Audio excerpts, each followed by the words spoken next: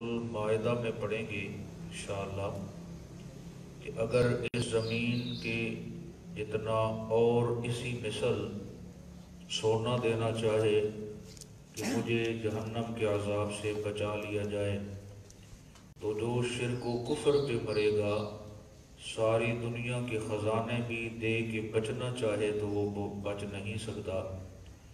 دیکھو مسئلہ توحید کی اہمیت سمجھو، اس کے مقابلے میں سونا ساری زمین کے برابر اتنا ہی اور وہ خزانے لے کے آ رہا ہے اور جہنم سے اسے چھٹکارا نہیں مل رہا۔ فقط وہ اللہ کی توحید سے محبت کرے اور رحمت للعالمین صلی اللہ علیہ وسلم کی شریعت کو سینے سے لگائے اور اس پہ عمل کرتا رہے تو اللہ اسے جنت عطا کریں گے۔ اب فرمایا کہ وہ خزائن وہ کیسے تمہارے کام نہیں آئیں گے۔ اب اگر تم خریدنا چاہتے ہو دنیا میں تو آؤ تمہیں بتائیں، وہی مال اگر دنیا میں ایمان آپ کو چھڑوانا چاہے گا تو وہ کبھی بھی عذاب الہی سے نہیں بچ پائے گا۔ اور سورۃ المائدہ میں پڑھیں گے انشاءاللہ کہ اگر اس زمین کے اتنا اور اسی مثل سونا دینا چاہے کہ مجھے جہنم کے عذاب سے بچا لیا جائے تو جو شرک و کفر پہ مرے گا ساری دنیا کے خزانے بھی دے کے بچنا چاہے تو وہ بچ نہیں سکتا۔ دیکھو مسئلہ توحید کی اہمیت سمجھو، اس کے مقابلے میں سونا ساری زمین کے برابر اتنا ہی اور وہ خزانے لے کے آ رہا ہے اور جہنم سے اسے چھٹکارا نہیں مل رہا۔ فقط وہ اللہ کی توحید سے محبت کرے اور رحمت للعالمین صلی اللہ علیہ وسلم کی شریعت کو سینے سے لگائے اور اس پہ عمل کرتا رہے تو اللہ اسے جنت عطا کریں گے۔ اب فرمایا کہ وہ خزائن وہ کیسے تمہارے کام نہیں آئیں گے۔ اب اگر تم خریدنا چاہتے ہو دنیا میں تو آؤ تمہیں بتائیں، وہی مال اگر دنیا میں ایمان کی حالت میں تم میرے راستے پہ خرچ کرو گے تو میں اللہ تمہیں اپنی محبت عطا فرماؤں گا اور تمہیں کامل درجے کا مومن بنا دوں گا۔ یہ جو مال خرچ کرنا ہے اللہ کے راستے پہ یہ بہت بڑی اللہ کی عطا کردہ نعمتوں میں سے ایک نعمت ہے۔ منافق بندہ مر جائے گا، ڈوب جائے گا، اس کے گھر کو آگ لگ جائے گی، وہ سب برداشت کر لے گا، اپنے ہاتھوں سے اللہ کے راستے پہ خرچ نہیں کرے گا۔ مومن کی شان یہ ہے کہ وہ تنگی میں ہو آسانی میں ہو جس حد میں ہو وہ کوشش کرتا ہے کہ میں اپنے اللہ کو راضی کروں، اور چاہے تھوڑا یا زیادہ وقتاً فوقتاً وہ صدقہ خیرات اپنے ہاتھوں سے کرتا ہے تاکہ کل معاشر میں مجھے شرمساری نہ ہو۔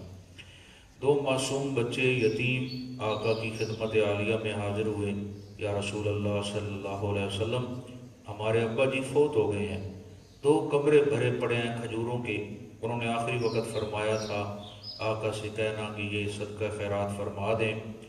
آپ نے ایک دانہ کھجور کا ایک کمرے سے اٹھایا، دوسرا دوسرے کمرے سے، فرمایا اگر یہ صاحب اپنے ہاتھوں سے یہ دو کھجوریں دے کے جاتے تو ان دو کمروں سے زیادہ اللہ انہیں ثواب عطا کرتا۔ عمل وہ ہے جو خود اپنے ہاتھوں سے کرے، اور اس کا مزہ ہی کچھ اور ہے۔ انسان ہے نا، وَقَانَ الْإِنسَانُ قَتُورًا، یہ لالچی مزاج ہے، اس کی ہرس بڑھتی جاتی ہے، بڑھاپا خاص طور پہ قریب آنے لگے، عمر بڑھنا یہ بھی دل کرتا ہے کہ میں ابھی تک رہوں، اور پیسے کا بڑھنا، بندہ کہتا ہے بس یہ 99 کا چکر، میرے پاس سب سے زیادہ پیسہ ہو۔ یہ پیسہ ویسا نہیں ہے، اصل پیسہ وہ ہے تیرا جو تو اللہ کے اکاؤنٹ میں جمع کرائے گا، اور جنت کے جو بازار ہیں اس میں سے تجھے شاپنگ کا موقع مل جائے گا۔ تو اصل مال وہی ہے جو اللہ کے راستے پہ، دیکھو کتنا بڑا مہربان ہے، 100 روپیہ دیتا ہے، کہتا ہے اس میں سے 2.5 روپے میرے نام پہ لگا دے، باقی سب تیرے لیے ہے۔ کتنا آسان پیکیج ہے۔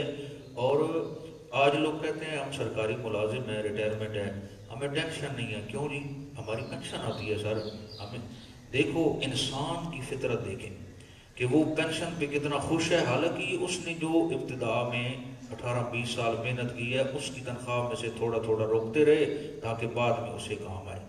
یہ عمل تو ہمیں پسند ہے کہ ہمیں بڑھاپے میں جب ہم بے سہارا ہو جائیں گے ہمارا ایک پیکج ہوگا، ہم آسانی سے وقت گزار لیں گے۔ اور کیا ہم جنت کی پینشن نہیں لینا چاہتے؟ کیا ہم یہ نہیں چاہتے کہ ہم کچھ جمع کرائیں اور بازار جنت سے ہم کچھ خرید پائیں؟ تو میرا دوست یہ تبھی ہو سکتا ہے جب ہم اللہ کے اکاؤنٹ میں جمع کراتے رہیں گے۔ اتنا ہم جمع کرائیں گے نہیں جتنی وہ پینشن بنا کے ہمیں واپس کر دے گا۔ تو یہ اس کی رحمت ہے، وہ چاہتا ہے کہ جنت کیا ہے؟ ایک کھلا میدان ہے، کھلا میدان ہے، بالکل کوئی چیز نہیں اس میں۔ اب تجھے اختیار ہے، یہ پلاٹ تیرے لیے ہے۔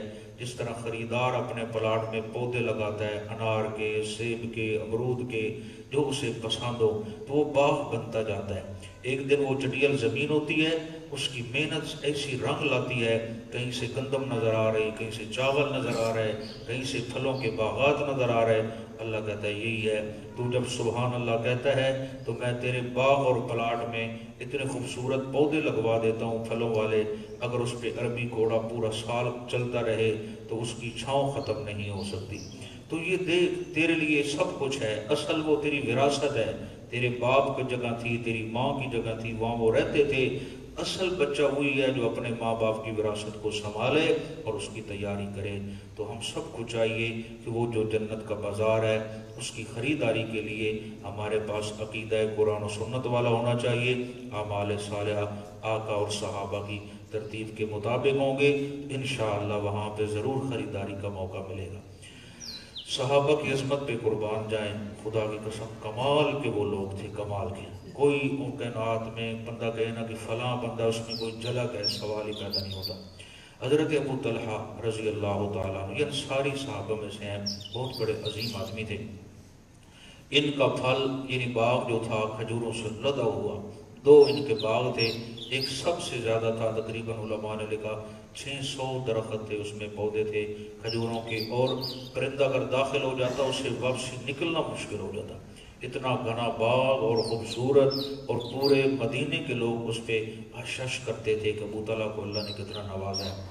جب یہ آیات بینات آئیں کہ اللہ کے راستے پہ اپنی من پسند کی چیزیں خرچ کرو تاکہ تمہیں میری اور محبت ملے، میرا اور قرب ملے، ابو طلحہ آ گئے، یا رسول اللہ میں چاہتا ہوں کہ دونوں باغ میں اللہ کے اکاؤنٹ میں جمع کراؤں۔ آپ نے فرمایا نہیں، ایک باغ اپنے اہل و عیال کے لیے رکھو، ایک باغ اپنے اللہ کے اکاؤنٹ میں جمع کراؤ۔ یا رسول اللہ پھر جو سب سے اچھا باغ ہے پھر میں وہ دینا چاہتا ہوں۔ آپ نے فرمایا ٹھیک ہے۔ تو ان کی بیوی اور بچے اسی باغ میں تھے، یہ ریفریشمنٹ کر رہے تھے جو اچھا باغ تھا، اور وہ کھجوریں اٹھا رہے تھے۔ جاتے دور سے آواز لگائی، خبردار جو اٹھائیں گے وہیں رکھ دو۔ کیا ہوا ہے؟ ہم نے اللہ سے سودا کر لیا، اب اس میں سے ہم نہیں کھائیں گے، یہ اللہ کو دے دیا ہے، اب جنت میں جا کے لے۔ کتنا ایمان تھا ان لوگوں کا، یوں سمجھ رہے ہوتے ہیں کہ چیک دے رہے ہیں کسی کو کہ اس میں ذرہ برابر بھی 19-20 نہیں ہوگی۔ یہ کامل ان کا ایمان تھا، پھر اللہ نے اس لیے ان کے فضائل کو قرآن بنا کے نازل فرما دیا۔ تو یہ بہت بڑا عمل ہے۔ ایک انصاری صحابی کے متعلق آتا ہے، میاں بیوی نے ایک قربانی دی بہت بڑی، انشاءاللہ سورۃ الحشر میں مسئلہ تفصیل سے آئے گا۔ آپ نے فرمایا آج کون ہے یار جو میرے مہمان کو کھانا کھلا دے، میرے گھروں میں کوئی کھانا نہیں ہے، ازواج مطہرات نے آج کھانے کے لیے کوئی چیز نہیں ہے۔ تو انصاری صحابی کھڑے ہوئے، یا رسول اللہ میں آپ کے مہمان کو کھانا کھلاؤں گا۔ گھر جب پہنچے تو گھر میں پوچھا، گھر والے نے کہا جی بچوں کے لیے تھوڑا سا ہے، ہم تو خود بھوکا رہیں گے، گھر میں کچھ بھی نہیں ہے۔ کہا بچوں کو بھی کسی طرح سلا دے پیار محبت سے، آقا کا مہمان ہے آج یہی کھائے گا، ہم سارا گھرانہ آج بھوک سے رات گزاریں گے۔ اس نے ابتدائی دور تھا، بھی پردے کا باقاعدہ حکم نازل نہیں ہوا تھا۔ ایسے کرنا جب ہم نا آپس میں بیٹھیں گے، چونکہ میرے بغیر کھانا نہیں کھائے گا، اور یہ شرعی مسئلہ بھی ہے، اگر مہمان آئے میزبان کو بھوک نہ بھی ہو تو تھوڑا سا وہ ساتھ شرکت کرے اور اسے کہتا رہے کھاؤ بھائی کھاؤ بسم اللہ، تاکہ اس کا ذہن مطمئن رہے کہ مجھے تنہا کیوں چھوڑ دیا۔ تو جب ساتھ بیٹھے تو گھر والی سے کہا چراغ جل رہا ہوگا، آپ اس کو ٹھیک کرنے کے بہانے اسے بند کر دینا، اور میں ویسے آواز نکالتا رہوں گا جس طرح کھاتے ہوئے آواز آتی ہے، تو وہ سمجھے گا کہ یہ کھانا میرے ساتھ کھا رہے ہیں۔ تو اسی طرح ہی ہوا، گھر والی نے بڑی سمجھداری سے چراغ کو سیٹ کرنے کے بہانے بند کر دیا۔ اب یہ ویسے آواز بناتے رہے اور کہتے رہے بھائی آپ کھاؤ نا جی، کیوں نہیں کھا رہے، سارا تو میں کھا رہا ہوں۔ تو اس طرح وہ سیراب ہو گئے اور بڑے خوش ہوئے، یار بڑے اچھے مہمان نواز ہیں۔ عمل کیا تنہائی میں، حتیٰ کہ چراغ بھی بند کروا دیا تھا۔ ہم تو یہ کہتے ہیں نا جتنی لائٹیں گھر میں سب جلا دو، مہمان کو پتہ چلے کہ ہم بھی کچھ چیز ہیں، چلو ٹھیک ہے، یہ کسی حد تک بھی ٹھیک ہے، لیکن وہاں پہ صحابہ کا عمل دیکھیں، اصل یہ عرض کر رہا ہوں ان کا جذبہ دیکھیں، کتنی وہ چاہتے تھے کہ ہمیں ہر قدم پہ اللہ کی رضا ملے۔ تو باتیں ہوگی تنہائی میں۔ اب ہم جیسے کوئی ہوتے، یا رسول اللہ اسی سارے بھوکے رہے ہیں، ہم نے اس کو کھلایا، نہ کوئی بات ہی نہیں۔ بالآخر جس کی رضا کے لیے کام کیا تھا اس نے ان کے فضائل میں قرآن نازل کر دیا، یؤثرون علی انفسہم ولو کان بہم خصاصہ۔ میرا محبوب آپ کی محفل میں وہ لوگ بھی تشریف فرما ہیں جو آپ ساری رات بھوکا گزار لیتے ہیں، آپ کے اور میرے مہمان کا اکرام کرتے ہیں۔ تو آپ نے فرمایا بھائی تمہارا یہ خفیہ عمل اللہ کو اتنا پسند آیا ہے، اللہ نے قرآن بنا کے نازل کیا ہے، قیامت تک مومن پڑھتے رہیں گے، صحابہ کی شان کا اظہار ہوتا رہے گا۔ یہ تھے جی وہ لوگ۔ یہ ابتدائے اس طرح مسئلہ بیان ہوگا جی۔ پھر یہودیوں کا ایک اور مسئلے کا رد اللہ کریں گے۔ کہنے لگے جی حضرت یعقوب علیہ السلام اور حضرت ابراہیم علیہ السلام، ان کی شریعت میں تو اونٹ کا گوشت حرام تھا جی، تو تم کیوں کھاتے ہو؟ یعنی آقا سے اور صحابہ سے کہنے لگے اگر تم واقعی ملت ابراہیمیہ سے ہو جس طرح تمہارا دعویٰ ہے تو آپ اونٹ کا گوشت پھر نہ کھائے نا، اس کا دودھ بھی نہ پیے اونٹنی کا۔ حضرت یعقوب علیہ السلام تو نہ گوشت کھاتے تھے نہ اس کا اونٹنی کا دودھ پیتے۔ تو اللہ نے فرمایا ان کو کہو تورات شریف لے کے آؤ، اس کو پڑھ کے سناؤ، فتلوہا، یہ نہیں ہے کہ تورات لاؤ اور سر پہ رکھو، نہ یہ شرعی مسئلہ نہیں ہے، لاؤ اللہ کی کتاب، اسے پڑھو، اس میں سے مسئلہ نکال کے ہمیں دکھاؤ، ان کنتم صادقین، اگر تم دعوے میں سچے ہو اللہ کی کتاب سے ایک حوالہ دکھا دو، ہم ماننے کو تیار ہیں۔ لیکن یہودی جانتے تھے کہ تورات میں تو یہ مسئلہ نہیں ہے۔ اب حضرت جی نے کیوں الا ما حرم اسرائیل علی نفسہ، اس کا کیا مطلب ہے کہ یعقوب علیہ السلام نے عارضی طور پہ اپنے اوپر روک رکھا تھا گوشت اونٹ کا دودھ، وجہ کیا تھی؟ ان کو ارق النساء کی تکلیف تھی۔ یہ ارق النساء کیا ہوتا ہے؟ یہ جو پاؤں کی ایڑی ہوتی ہے اس میں درد شروع ہو جاتا تھا، جب حضرت یعقوب علیہ السلام اونٹ کا گوشت کھاتے یا دودھ پیتے اٹھنی کا تو یہ ارق النساء کی تکلیف ہو جاتی۔ حضرت نے عارضی طور پہ، اس طرح ایک پرہیز ہوتا ہے کہ مجھے یہ چیز موافق نہیں ہے تو میں نہیں کھاؤں گا، اس کا یہ مطلب تھوڑا ہے کہ یہ حرام ہو گئی ہے۔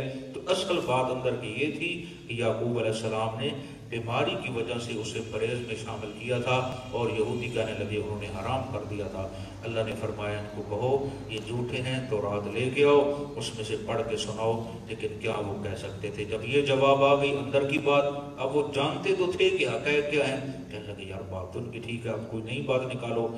نئی بات یہ ہے کہ بیت المقدس پہلے بنایا گیا تھا جی، اس سرزمین پہ حضرت آدم علیہ السلام نے بنایا تھا، اور اسی کا پہلے حج ہوتا تھا، انبیاء سارے اسی طرح منہ کر کے نمازیں پڑھتے تھے۔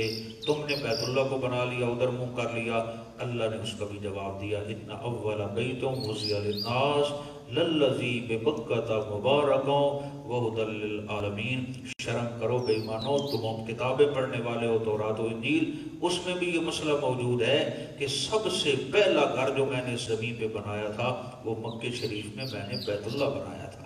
تو میرا نبی جدھر منہ کر کے نماز پڑھ رہا ہے یہ بالکل صحیح کر رہے ہیں۔ تو یہ ان کے سوالوں کے جواب آئیں گے۔ آگے امت کو اتحاد کی دعوت اللہ دیتے ہیں اور اس کا طریقہ بھی خود بتاتے ہیں۔ چلیں اعوذ باللہ، ذرا ٹائم اوکھ ہوتا ہے، نیندے شندہ قنوت کی سکینہ نازل ہو رہی ہوتی ہے، تھوڑا سا مجھے دیا ہے، انشاءاللہ اللہ جرا دیں گے اس کا بھی۔ اعوذ باللہ من الشیطان الرجیم، بسم اللہ الرحمن الرحیم، لن تنالوا البر حتى تنفقوا مما تحبون۔ ہرگز نہیں پہنچ سکتے تم اعلیٰ درجے کی نیکی کو جب تک نہ خرچ کرو اس میں سے مما تحبون، جس مال کو تم محبوب رکھتے ہو، جو تم کبھی یہ بھی سودا کبھی چیک بھی کریں۔ یہ باتیں نا چونکہ اللہ کا حکم ہے اس کو آزمانا نہیں چاہیے، عمل کرنا چاہیے، لیکن اس کا بھی اپنا مزہ ہے۔ بندے کو ضرورت ہے پیسوں کی، کسی چیز کی، تو آپ تھوڑا سا اپنے نفس سے جہاد کر کے وہ اللہ کے اکاؤنٹ میں جمع کرا دیں، تھوڑا سا زور سے کریں تاکہ شیطان کا مقابلہ ہو جائے۔ اعوذ باللہ پڑھیں کثرت سے، پھر وہ پیسے جو ضروری تھے اپنے کام کے لیے چل پئی اللہ کے راستے میں۔ خدا کی قسم آپ کا کام ایسے ہو جائے گا، پتہ بھی نہیں چلے گا وہ کیسے ہوا ہے، رکے گا نہیں کام آپ کا۔ ایسے ہو جائے گا کہ آپ سوچیں گے جو میرے پاس پیسے تھے شاید اس سے یہ کام نہ ہوتا، اللہ نے کیسی مہربانی فرمائی، پیسے اپنے اکاؤنٹ میں جمع کروا لیے اور میرا کام رحمت سے کروا دیا۔ تو یہ اس کی باتیں 100% برحق ہیں۔ جب بالکل حالات کمزور ہوں اس ٹائم بھی راستے میں خرچ کرنے میں، اللہ کے راستے میں بھی اپنا مزہ ہے۔ اگر ضرورت زیادہ ہوئی ہے، پیسہ ہے، اپنے کام میں ضروری تھا، بندہ کہتا چھوڑ تیرا سن کم سارے اللہ کے راستے میں جمع کراتے ہیں، انشاءاللہ اس کے برکات آپ کے سامنے ایسے آئیں گے آپ خود حیران ہو جائیں۔ رزق بڑھانے کا ایک طریقہ علماء نے یہ بھی لکھا ہے، اللہ سے تجارت کیا کرو۔ تجارت کا کیا مطلب؟ تھوڑا بہت اللہ کے راستے میں خرچ کرتے رہو، جس کا تمہیں پتہ ہو تمہارے رب کو پتہ ہو، چاہے 10 روپے ہوں، جتنی توفیق ہے، 50 ہے، 100 ہے، جتنی آسانی ہو تھوڑا بہت اللہ کے اکاؤنٹ میں جمع کراتے رہو، وہ اتنا مہربان ہے کہ وہ بڑھا چڑھا کے واپس کرتا ہے۔ چلے جناب، فرمایا وَمَا تُنْفِقُوا مِنْ شَيْءٍ، ویسے جو بھی خرچ کرو گے تم کوئی چیز میرے راستے میں، فَإِنَّ اللَّهَ بِهِ عَلِيمٌ، تو اللہ کریم اس سے اچھی طرح باخبر ہے، اسے تو ہر چیز کا پتہ ہے کہ کون کیا کر رہا ہے۔ یعنی عام نارمل چیز بھی خرچ کرو گے ثواب ملے گا، اگر چاہتے ہو کہ اعلیٰ درجے کا ایمان ملے پھر اپنی من پسند کی چیزیں خرچ کرنی پڑیں گی۔ کل الطعام کان حلا لبنی اسرائیل، ہر قسم کا کھانا تھا حلال بنی اسرائیل کے لیے۔ یہ مراد حضرت اسرائیل کس کا لقب تھا؟ حضرت یعقوب علیہ السلام۔ فرمایا جی ان نے کوئی چیز حرام نہیں کر رکھی تھی، ہر طرح کا کھانا جو میں نے حلال نازل کیا یا بیان کیا وہ کھایا کرتے تھے، الا مگر ما حرم اسرائیل علی نفسہ، عارضی طور پہ پرہیز کر رکھا تھا حضرت یعقوب علیہ السلام نے اپنے نفس کے لیے، یعنی جیسے میں نے عرض کیا وہ تکلیف کی وجہ سے، من قبل ان تنزل التوراۃ، پہلے اس کے کہ نازل کی گئی تورات، قل فأتوا بالتوراۃ فاتلوها، اے میرے نبی صلی اللہ علیہ وسلم ان سے کہو جی لاؤ تورات، فتلوها، لانے کے بعد اسے پڑھ کے سناؤ، نکالو مسئلہ کہاں لکھا ہوا ہے، ان کنتم صادقین، اگر تم اپنے دعوے میں سچے ہو۔ اس سے ہمیں سبق ملا اگر کسی مسئلے میں کوئی اختلاف ہو جاتا ہے دو بھائیوں میں کسی مسئلے میں، وہاں الجھاؤ نہیں، ادب احترام کا تقاضا سامنے رکھو۔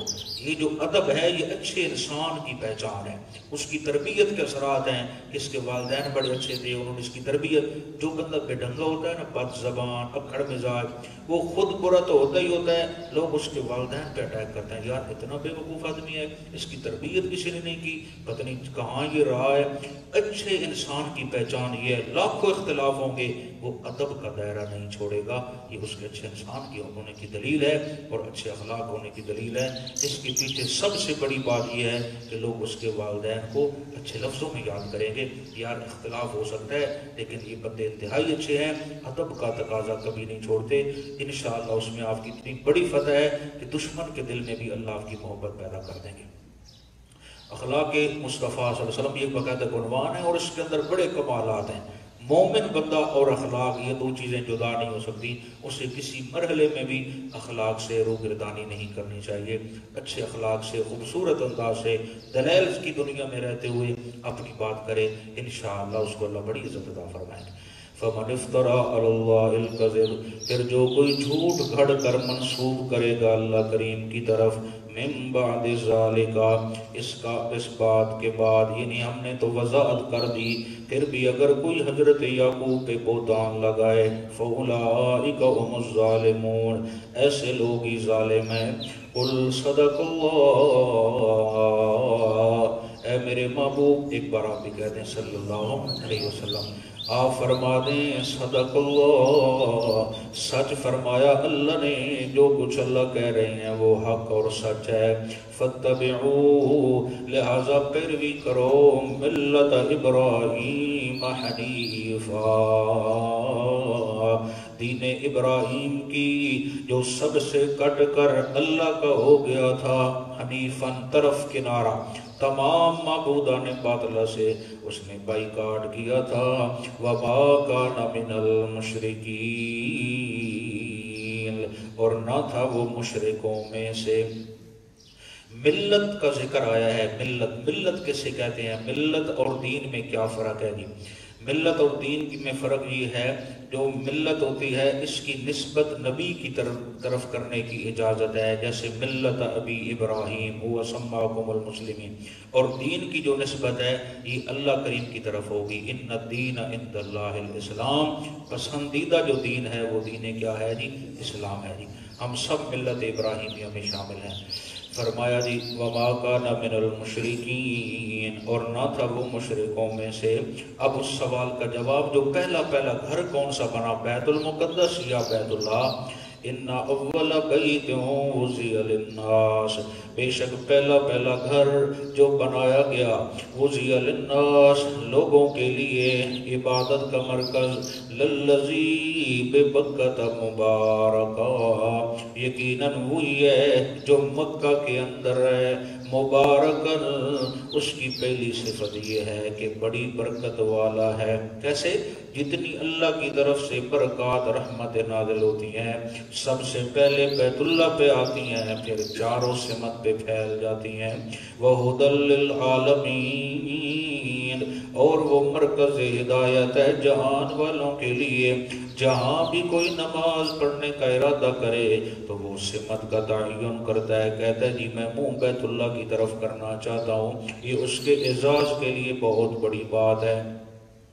حضرت آدم علیہ السلام سب سے پہلے اسے فرشتوں نے بنایا، پھر حضرت آدم علیہ السلام نے بنایا، پھر طوفان نوح میں وہ شہید ہو گیا، پھر حضرت ابراہیم خلیل اللہ نے بنایا، پھر اس کے بعد آقا کی نبوت سے پہلے جب بیت اللہ کو بنایا گیا تو میرے نبی خود بنفس نفیس اس میں تشریف فرما تھے، اور جھگڑا پڑ گیا کہ حجر اسود کو کون رکھے، خطرہ تھا کہ تلواریں نیاموں سے نکل آئیں۔ آخر میں فیصلہ ہوا کل جو صبح جلدی تشریف لائیں گے بیت اللہ میں، ان سے فیصلہ کروایا جائے گا۔ جب لوگ آئے، قبائل آئے تو دیکھا آقا موجود ہے وہاں پہ، فرمایا یہ تو بڑا اچھا کام ہو گیا ہے، ان جیسا امین صادق تو ہے ہی نہیں پورے مکہ کے اندر، پورا مکہ کیا پوری کائنات میں۔ تو کہنے لگے جی آپ فیصلہ فرمائیں، تو آپ نے فرمایا بھائی میں نہیں چاہتا آپس میں لڑائی ہو، یہ ہوتا ہے اچھا انداز۔ دیکھو ہم کیا کرتے ہیں کہ اگر دو بھائی آپس میں 19-20 ہیں، ہماری کوشش ہوتی ہے کہ یہ لڑیں، ان کا تشخص خراب ہو، یہ آپس میں الگ الگ چولہے لگائیں گے، پھر ان کا جو روب اور ایک محبت ہے ختم، یہ شیطانی کردہ ہے۔ آپ دیکھو میرے نبی کی سیرت، ابھی نبوت نہیں ملی لیکن کیسا خوبصورت انہوں نے انداز اختیار کیا ہے، کیا جی اپنی چادر مبارک بچھا دی، فرمایا بھائی میں نہیں چاہتا تم آپس میں لڑو، اس پتھر کو اٹھا کے چادر پہ رکھا، فرمایا جتنے بڑے ہیں نا سردار آپ میں سے، قبیلوں میں سے، سارے میری چادر مبارک کو پکڑ لو، سب کو ثواب مل جائے گا۔ یہ ہے اچھا عمل جس میں اجتماعیت بھی ہو گئی اور سارے خوش بھی ہو گئے۔ جب وہاں تک پہنچ گئے اللہ کے حکم سے وہ پتھر اٹھا کے جو اس کی جگہ تھی آقا نے خود اپنے رحمت والے ہاتھوں سے فٹ کر دیا۔ یہ انداز نبوت ہے، اللہ کرے ہمیں بھی عطا ہو جائے۔ سبحان اللہ۔ دیکھیں جناب، اچھا پھر حضرت آدم علیہ السلام نے بنایا، پھر حضرت ابراہیم علیہ السلام نے، پھر آقا نے نبوت سے پہلے ابھی فرماتے ہیں جو موجود ہے یہ حجاج ابن یوسف کی تعبیر ہے۔ حجاج ابن یوسف کے متعلق مختلف باتیں ہیں کہ بڑا قتل و غارت کا شوقین تھا۔ اس کا مشہور مقولہ یہ ہے کہ بندہ خون میں لت پت ہو، تڑپ رہا ہو تو مجھے بڑا مزہ آتا ہے۔ اللہ معاف فرمائے، یہ تو بہت عجیب سی بات ہے، لیکن حجاج ابن یوسف سے کچھ اللہ نے اچھے کام۔ دیکھو ہر انسان میں دونوں پہلو ہیں، خامیاں بھی اچھائیاں بھی۔ گناہوں سے پاک ہونا یہ صرف انبیاء کا خاص ہے، انسان ہونے کے ناطے سب کمزور ہیں۔ حجاج ابن یوسف سے اگر یہ غلطیاں ہوئی ہیں تو اس کی یہ احسان تھوڑا ہے، یہ جتنے زبریں زیریں ہم پڑھتے ہیں، جو عربی گرامر کو نہیں جانتا پڑھنے میں کتنا مشکل ہو جاتا، یہ زبریں زیریں پیش شدیں مدیں یہ حجاج ابن یوسف نے لگوائی تھی تاکہ آنے والے لوگوں کے لیے آسانی ہو اس میں پڑھنے میں۔ جو پہلے تھا عربی جو گرامر وہ مادری زبان تھی، نقطوں کے بغیر بھی وہ پڑھ لیتے، زبروں زیروں کے بغیر بھی وہ پڑھ لیتے، لیکن یہ اس نے یہ کام اللہ نے اس سے دے لیا ہے۔ اور اسی طرح جو بیت اللہ شریف کا جو غلاف ہے یہ بھی اس سے اللہ نے کام لیا کہ اس نے بیت اللہ کا غلاف بنوا کے پھر اس نے بھی کہا جی یہ اوپر اچھا لگتا ہے اس لیے بھی لگوائیں۔ اور اسی طرح حجاج ابن یوسف کا جب آخری وقت آیا تو علماء اس بحث پہ آئے نا جب اختتام پہ اس کے ساتھ کیا بنے گا، تو اس کی ماں رو رہی تھی حجاج کی، کہنے لگی بیٹا تو اچھے کام بھی کیے ہیں لیکن تو نے بڑے لوگوں کا خون خرابہ کیا، کیا بنے گا تیرے ساتھ۔ یعنی اس کے مثال میں دینا چاہتا ہوں، ایک حافظ صاحب نبینا تھے تو بیت اللہ کا طواف کر رہے تھے، کہتے مولا مجھے آنکھیں دے دے، آنکھیں دے دے۔ حجاج ابن یوسف بھی ادھر تھا، تو اس نبینا حافظ سے پکڑ کے کہتا ہے حافظ جی کیا مانگ رہے ہو؟ کہا جی آنکھیں مانگ رہا ہوں۔ کتنا عرصہ ہو گیا؟ کافی ٹائم ہو گیا مانگ رہا ہوں۔ اچھا کتنا چکر ہے؟ بس دوسرا تیسرا ہے۔ کہا 7 چکروں تک اگر آنکھیں نہ ملی تو جناب کی گردن آپ کے وجود سے جدا ہوگی، شاید آپ نے نہ پہچانا ہو میرا نام حجاج ابن یوسف ہے۔ حافظ اور عمرہ بھول گیا، قادر اللہ صاحب مہربانی کریں ایک میری آنکھ چکر بائیں وقت پانچ چکر مہربانی فرمانی تو میرا رالش۔ اب اس نے جب دل سے مانگا نا 7 چکر کیا فوراً آنکھیں واپس آ گئی۔ تو کہنے لگا حجاج، اس نے کہا تو نے اللہ سے مانگا ہی نہیں تھا، اب تو نے مانگا ہے آنکھیں آئی ہیں کہ نہیں؟ یہ تھا اس کا انداز۔ اب اللہ بہتر جانے اس میں آ گیا کیا ہے۔ جب مرنے لگا اس کی والدہ رو رہی تھی، بیٹا تیرے اچھے عمل بھی ہیں لیکن مجھے اس بات سے ڈر ہے کہ تو نے خون خرابہ بڑا کیا۔ کہتا ماں ایک بات سن میری، اپنی گود سے میری سار نیچے اتار دے، میں اس قابل نہیں کہ آپ کی ران پہ میرا سار ہو، ایک مسئلہ مجھے بتا دے۔ کہا کیا؟ معاشر کے میدان میں اگر اللہ یہ کہے کہ تیرا حساب کتاب تیری ماں کے ذمہ ہے، وہ چاہے تجھے جہنم میں ڈالے چاہے تجھے جنت میں ڈالے، تو ماں تو کیا کرے گی؟ بیٹا میں تو تیری ماں ہوں، میں تو کہوں گی جنت۔ ماں بات سن، تو اس سے 70 گنا وہ زیادہ محبت کرتا ہے جس کے پاس میں جا رہا ہوں۔ اس نے کلمہ پڑھا۔ بعض اوقات ایسا ہوتا ہے ایک بندہ غلطیاں کرتے کرتے کرتے آخری لمحات اس کے ایسے سدھر جاتے ہیں کہ بندے کو رشک آنا شروع ہو جاتا ہے کہ یار یہ بندہ جب پھرا ہے تو دل سے پھر گیا ہے۔ اس وجہ سے علماء کہتے ہیں اختتام کے متعلق انسان کو بڑی توجہ رکھنی چاہیے، ایسے عمل کرتا رہے، کوئی ایسا بیہودہ کام نہ کرے جس سے اس کا اختتام خراب ہو جائے، اچھے اعمال کرتا رہے، اللہ کے سامنے عاجزی کرتا رہے۔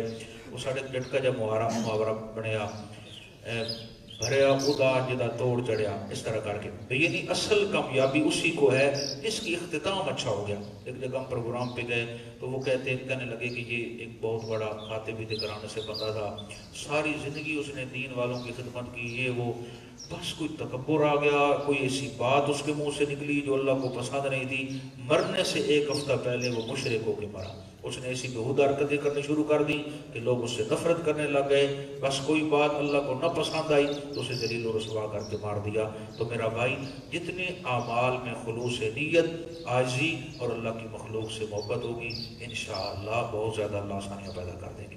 چلیں جناب، تو میں نے عرض کیا تھا کل بھی کہ قرب قیامت حبشے سے، امام بخاری نقل کرتے ہیں، حبشے کا ایک ظالم بادشاہ سیاہ رنگ کا موٹی پنڈلیوں والا یہ آئے گا اور بیت اللہ شریف کو شہید کر دے گا، اور لوگ حج کرنا چھوڑ دیں گے۔ تو یہ قیامت کی نشانیوں میں سے بہت بڑی ایک نشانی ہے جی۔ اسی طرح فرمایا اگر بندہ صاحب استطاعت ہے، پیسہ رکھتا ہے، اسے چاہیے حج کرے، اگر حج کی طاقت نہیں ہے تو عمرہ ادا کرے۔ ایک مسئلہ ہمارے یہاں یہ مشہور ہوتا ہے کہ بھائی عمرہ کریں گے تو حج فرض ہو جائے گی، بھائی ہم تو ڈائریکٹ حج ہی کریں گے۔ بھائی روٹی آتی مل رہی ہے یہ تو کھاؤ، صحیح کا ٹائم ختم ہونے والا ہے، شام جب افطاری کرو گے تو ہمیں 2 کھا لینا، اب تو کھاؤ نا، آدھی تو کھاؤ، اب تم کہ پوری لاؤ تو میں صحیح کرتا ہوں، یہ تو بے وقوفانہ حرکت ہے، ٹائم ختم ہوتا جا رہا ہے۔ شریعت اگر اجازت دے، تعاون کرے، اللہ کی طرف سے مدد آئے، عمرے کا موقع ملے عمرہ کرو، جب وہ چاہے گا حج بھی کروا دے گا انشاءاللہ۔ عمرہ کرنے سے حج فرض نہیں ہوتا، یہ مسئلہ ذہن میں بٹھا لیں۔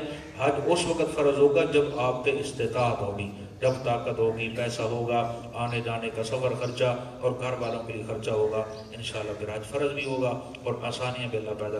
لیکن جو بندہ طاقت رکھنے کے باوجود پھر حج نہیں کرتا، آقا فرماتے ہیں وہ معاشر میں یہود و نصارہ کی صف میں اٹھایا جائے گا۔ ہاں، اس وجہ سے ایک بار جو ہوتا ہے زندگی میں حج فرض ہے صاحب استطاعت اور مال والے بندے کے لیے۔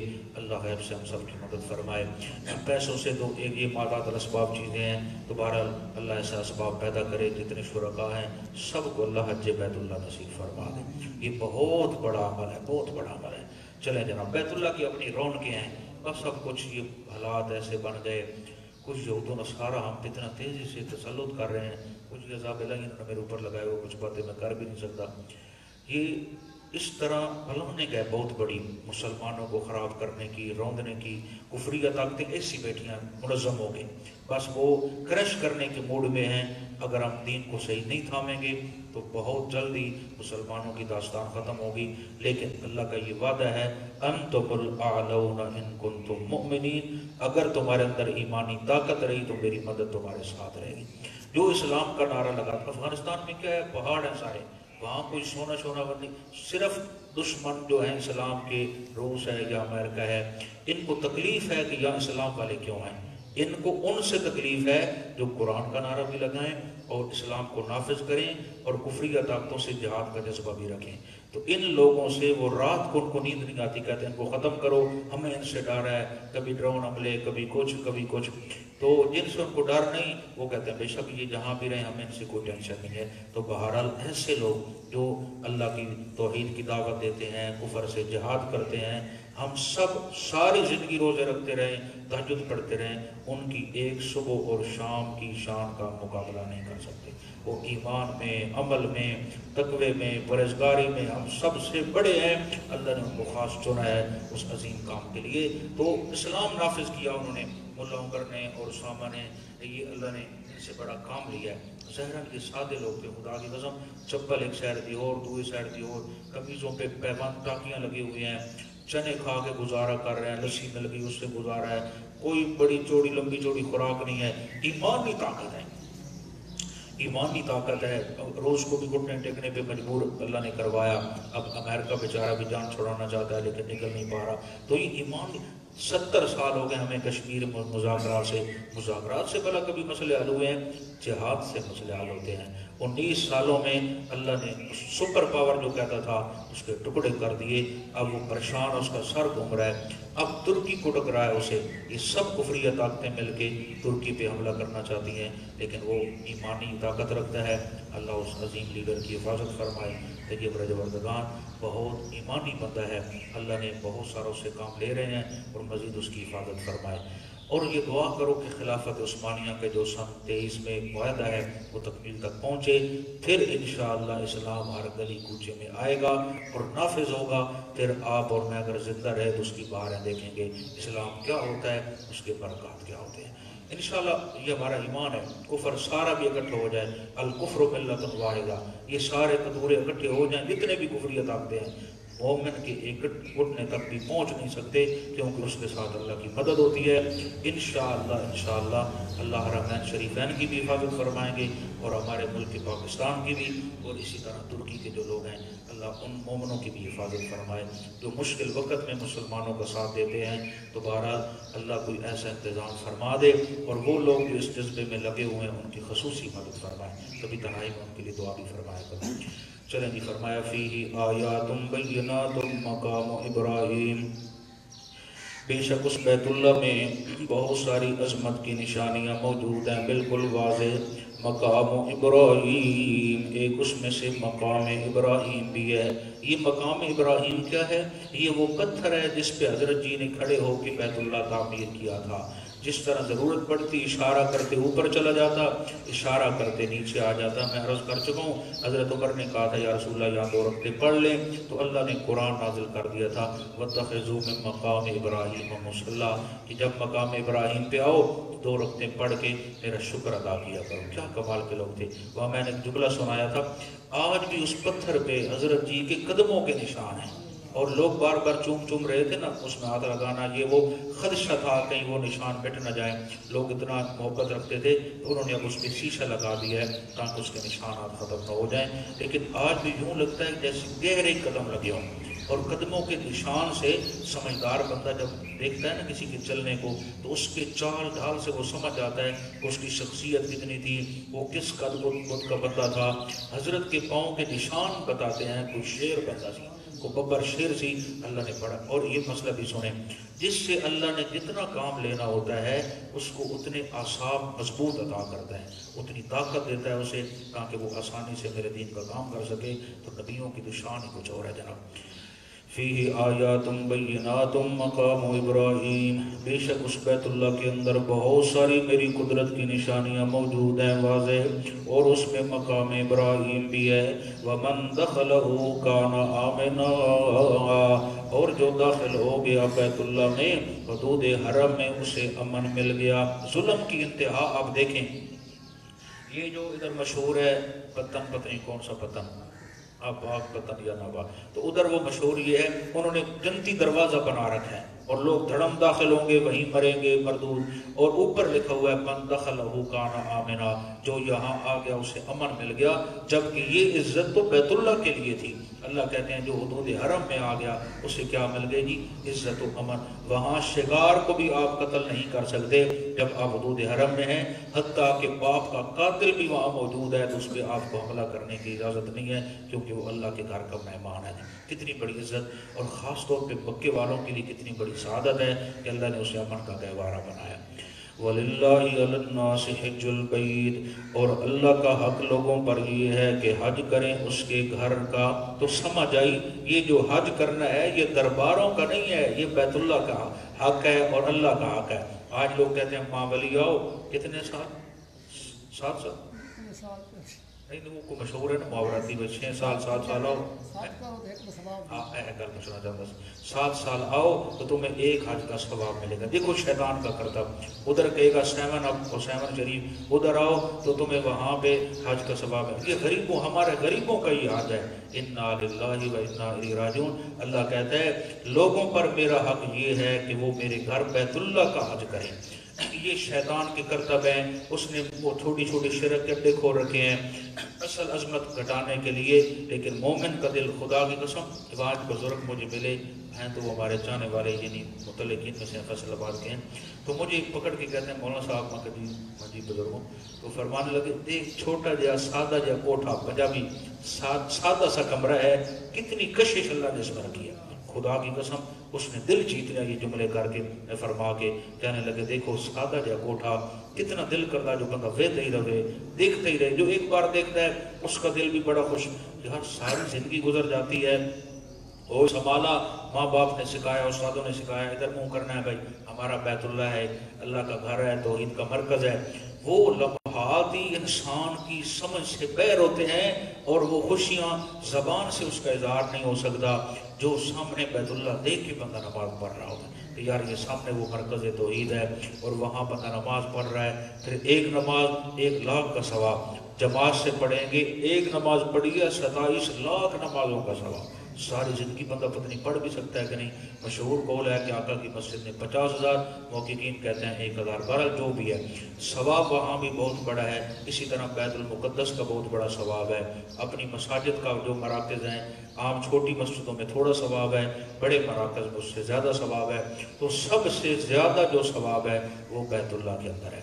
ایمان کی حالت میں بندہ وہاں پہنچے اور اچھے طریقے سے عمرہ ادا کرے تو ایسا ہو گیا جس طرح آج ماں کے پیٹ سے بہ رہا ہے۔ لیکن ایک مسئلہ ذہن میرے، جو اللہ اور بندے کا معاملہ تھا وہ معاف ہو گیا ہے۔ یہ نہیں ہے کہ میں نے حج عمرہ کر لیا، لوگوں کا جو مال کھایا تھا لینا دینا سب ختم، بھائی نہ، یہ نہیں ہوگا، ان کو واپس کرنا پڑے گا۔ حقوق العباد بڑی اہمیت کے حامل ہیں، جس طرح شرک ایک بڑی بیماری ہے۔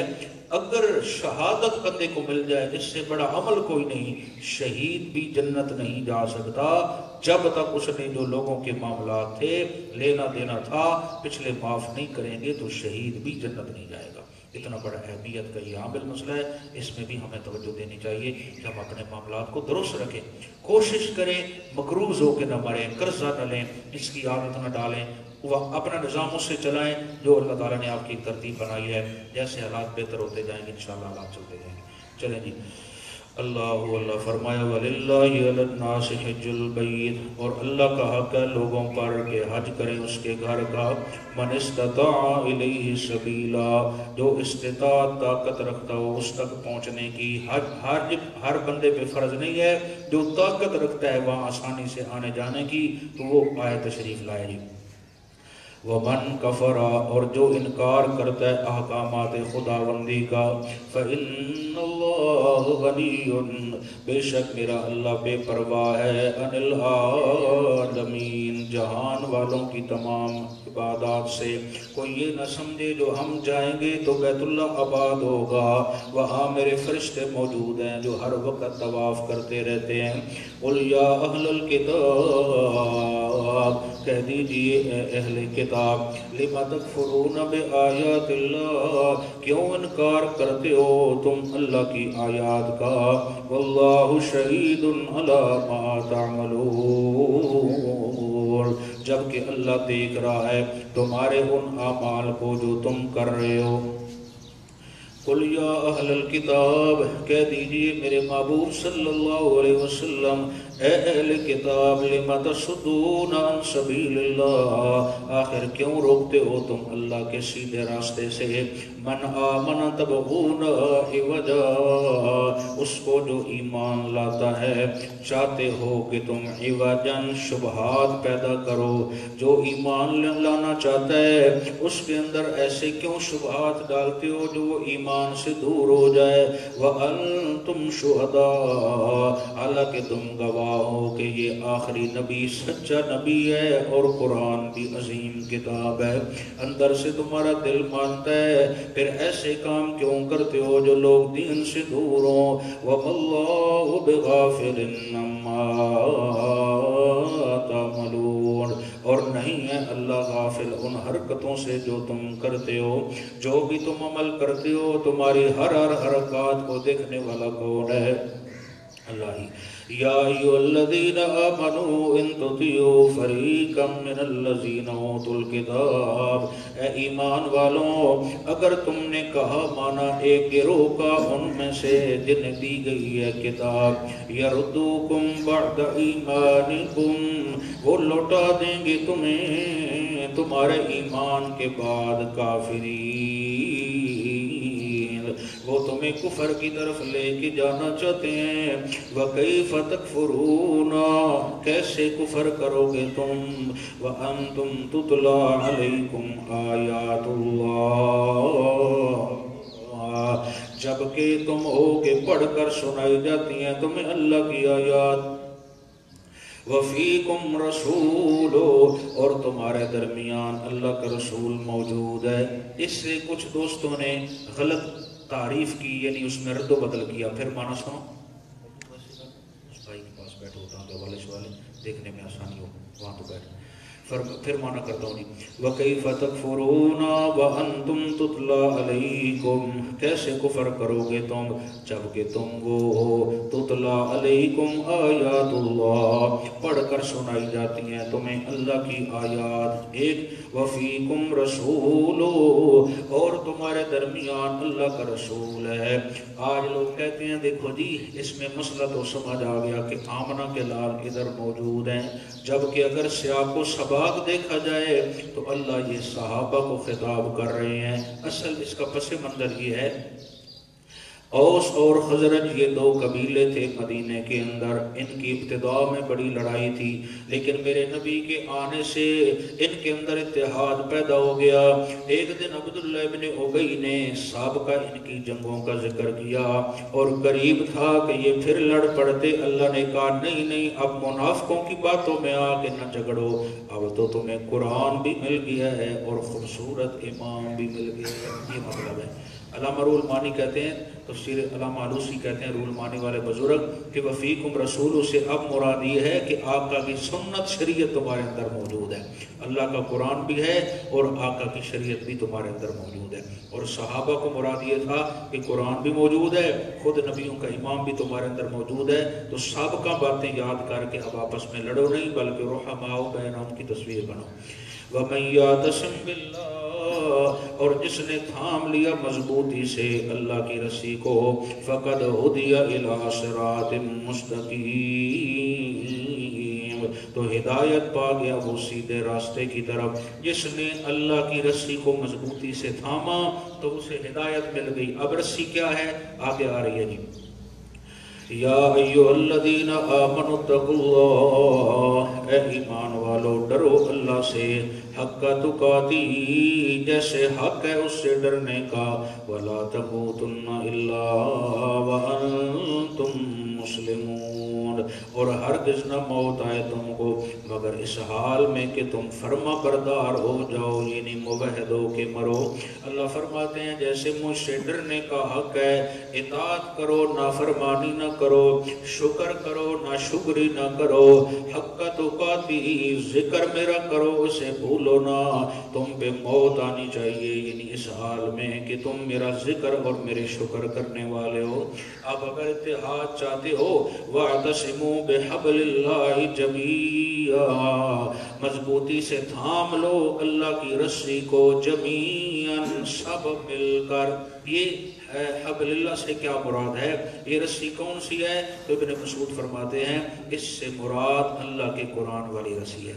کون سی رسی ہے بھائی؟ اللہ کے قرآن والی رسی ہے، اس لیے تو فرمایا لن فسام لا، پیچھے پڑا ہے یہ ٹوٹتی نہیں ہے، اس کا ایک سرا اللہ نے اپنے ہاتھ میں پکڑا ہوا ہے، دوسرا نیچے لٹکا دیا، فرمایا یہ ٹوٹتی نہیں ہے، تمہاری کمزوریوں سے چھوٹ سکتی ہے، لہذا میری قرآن والی رسی کو مضبوطی سے پکڑو، میں تمہیں جنت عطا کروں گا۔ آج وہ بندہ جنت جو جانا چاہتا ہے، ارادہ رکھتا ہے، اسے عقیدہ قرآن والا بنانا پڑے گا۔ اگر قرآن سے ہٹے گا، لو سنے آگے، وَلَا تَفَرَّقُوا، اور فرقہ بندی مت کرو، یعنی جب تم قرآن سے روگردانی کرو گے تو فرقوں میں بٹ جاؤ گے، اگر چاہتے ہو جو فرقوں سے بچ جاؤ اور جنت والا راستہ تمہیں مل جائے، پھر میرے قرآن سے محبت کرنا تمہارا کام ہے، تم پہ رحمتوں کے بادل برسا کے جنت عطا کر دینا میرا کام ہے۔ آپ صلی اللہ علیہ وسلم کے ہاتھ مبارک میں چھڑی تھی لاٹھی، آپ نے اس طرح خط کھینچے، فرمایا میرے بعد ایسے لوگ آئیں گے تمہارے اندر جو کہیں گے یہ جنت والا راستہ، یہ جنت والا راستہ، یہ جنت والا راستہ، یہ، اور سارے گمراہ ہوں گے۔ اور آپ نے فرمایا یہود و نصارہ کے 72 فرقے بنے، میری امت کے بھی اتنے 73 فرقے بنیں گے، یہ ان سے کراس کریں گے، اگر انہوں نے علل اعلان اپنی ماں سے منہ کالا کیا تھا تو میری امت پہ بھی زوال آئے گا کہ ان پہ بھی یہ پوزیشن آئے گی۔ اس طرح جوتی کا جو ہوتا ہے تسباب ایک دوسرے سے ملتا جلتا ہوگا، اسی طرح تم بالکل برابر سرابر یہود و نصارہ کے طرز پہ اتر آؤ گے، یہ تمہارے زوال کا وقت ہوگا۔ یا رسول اللہ اتنی فحاشی اور یعنی افراتفری میں اگر کوئی جنت کا راستہ تلاش کرنا چاہے تو اسے کیا ہے؟ آپ نے فرمایا ما انا علیہ و اصحابی، اسی راستے پہ چلے گا جس پہ میں ہوں، میرے صحابہ ہیں، اور وہ راستہ قرآن والا ہے، جو اس کو تھام کے رکھے گا اللہ اسے فتن کے دور میں بھی جنت والا راستہ عطا کر دیں گے۔ اس سے یہ بھی سمجھ آئی کہ صحابہ سے ہٹ کے قرآن کو سمجھنا یہ خود گمراہ ہونے والی بات ہے، آقا سے ہٹ کے قرآن کو سمجھنا یہ ان کے مطابق جس طرح انہوں نے سمجھایا ہے اور اس جماعت نے عمل کیا ہے، انشاءاللہ اس کے مطابق چلیں گے تو جنت مل جائے گی۔ تو سمجھ آتی ہے اگر اللہ کی کتاب کو چھوڑ دیا جائے گا پھر فرقوں میں بڑھتے جاؤ گے۔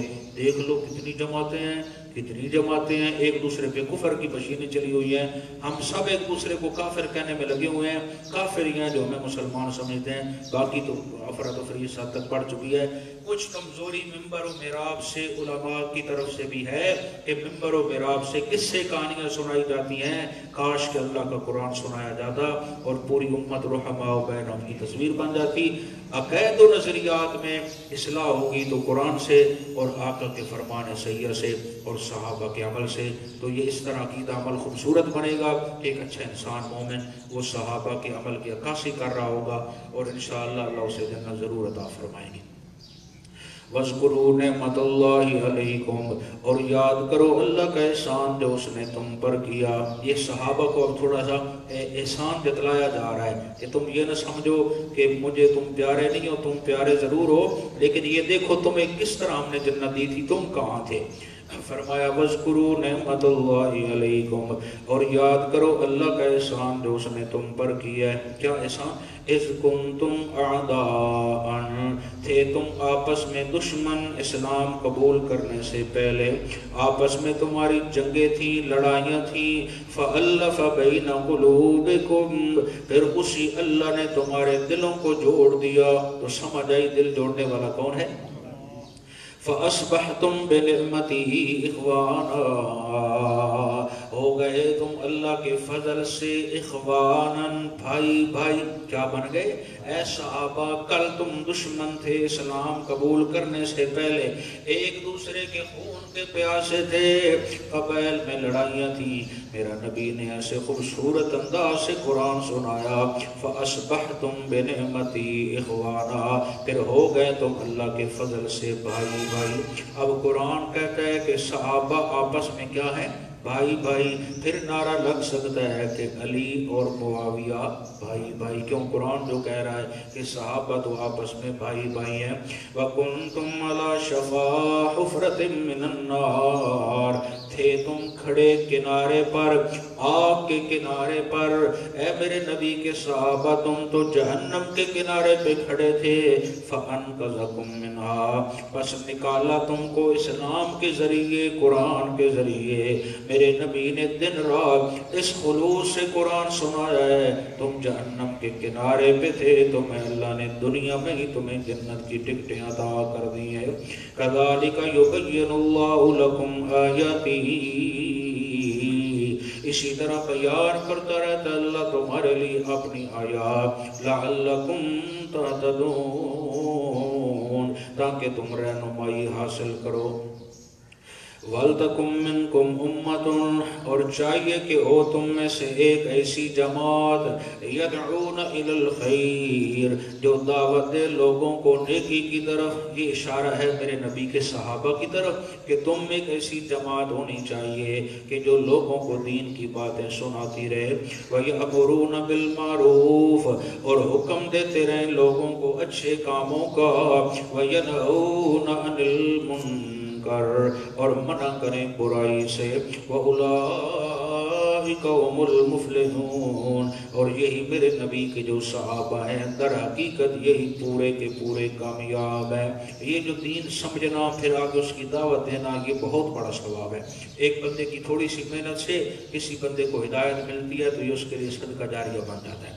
جو دین کی بات سمجھو اچھے لفظوں میں، خلوص بھرے انداز میں اس کو آگے پہنچاتے رہنا چاہیے۔ پھر عرض کرتا ہوں جتنا آپ کا انداز خوبصورت ہوگا، سنجیدہ ہوگا، محبت بھرا ہوگا، اس کے اثرات بڑے ہوں گے۔ انسان کے دل میں اترنے کے لیے، انسان کے دل میں اترنے کے لیے سیڑھیوں کی ضرورت نہیں، اچھے اخلاق اور اچھے جملوں کی ضرورت ہے۔ جو تلوار کا زخم ہوتا ہے ایک دن وہ سارا مل جاتا ہے، ختم ہو جاتا ہے۔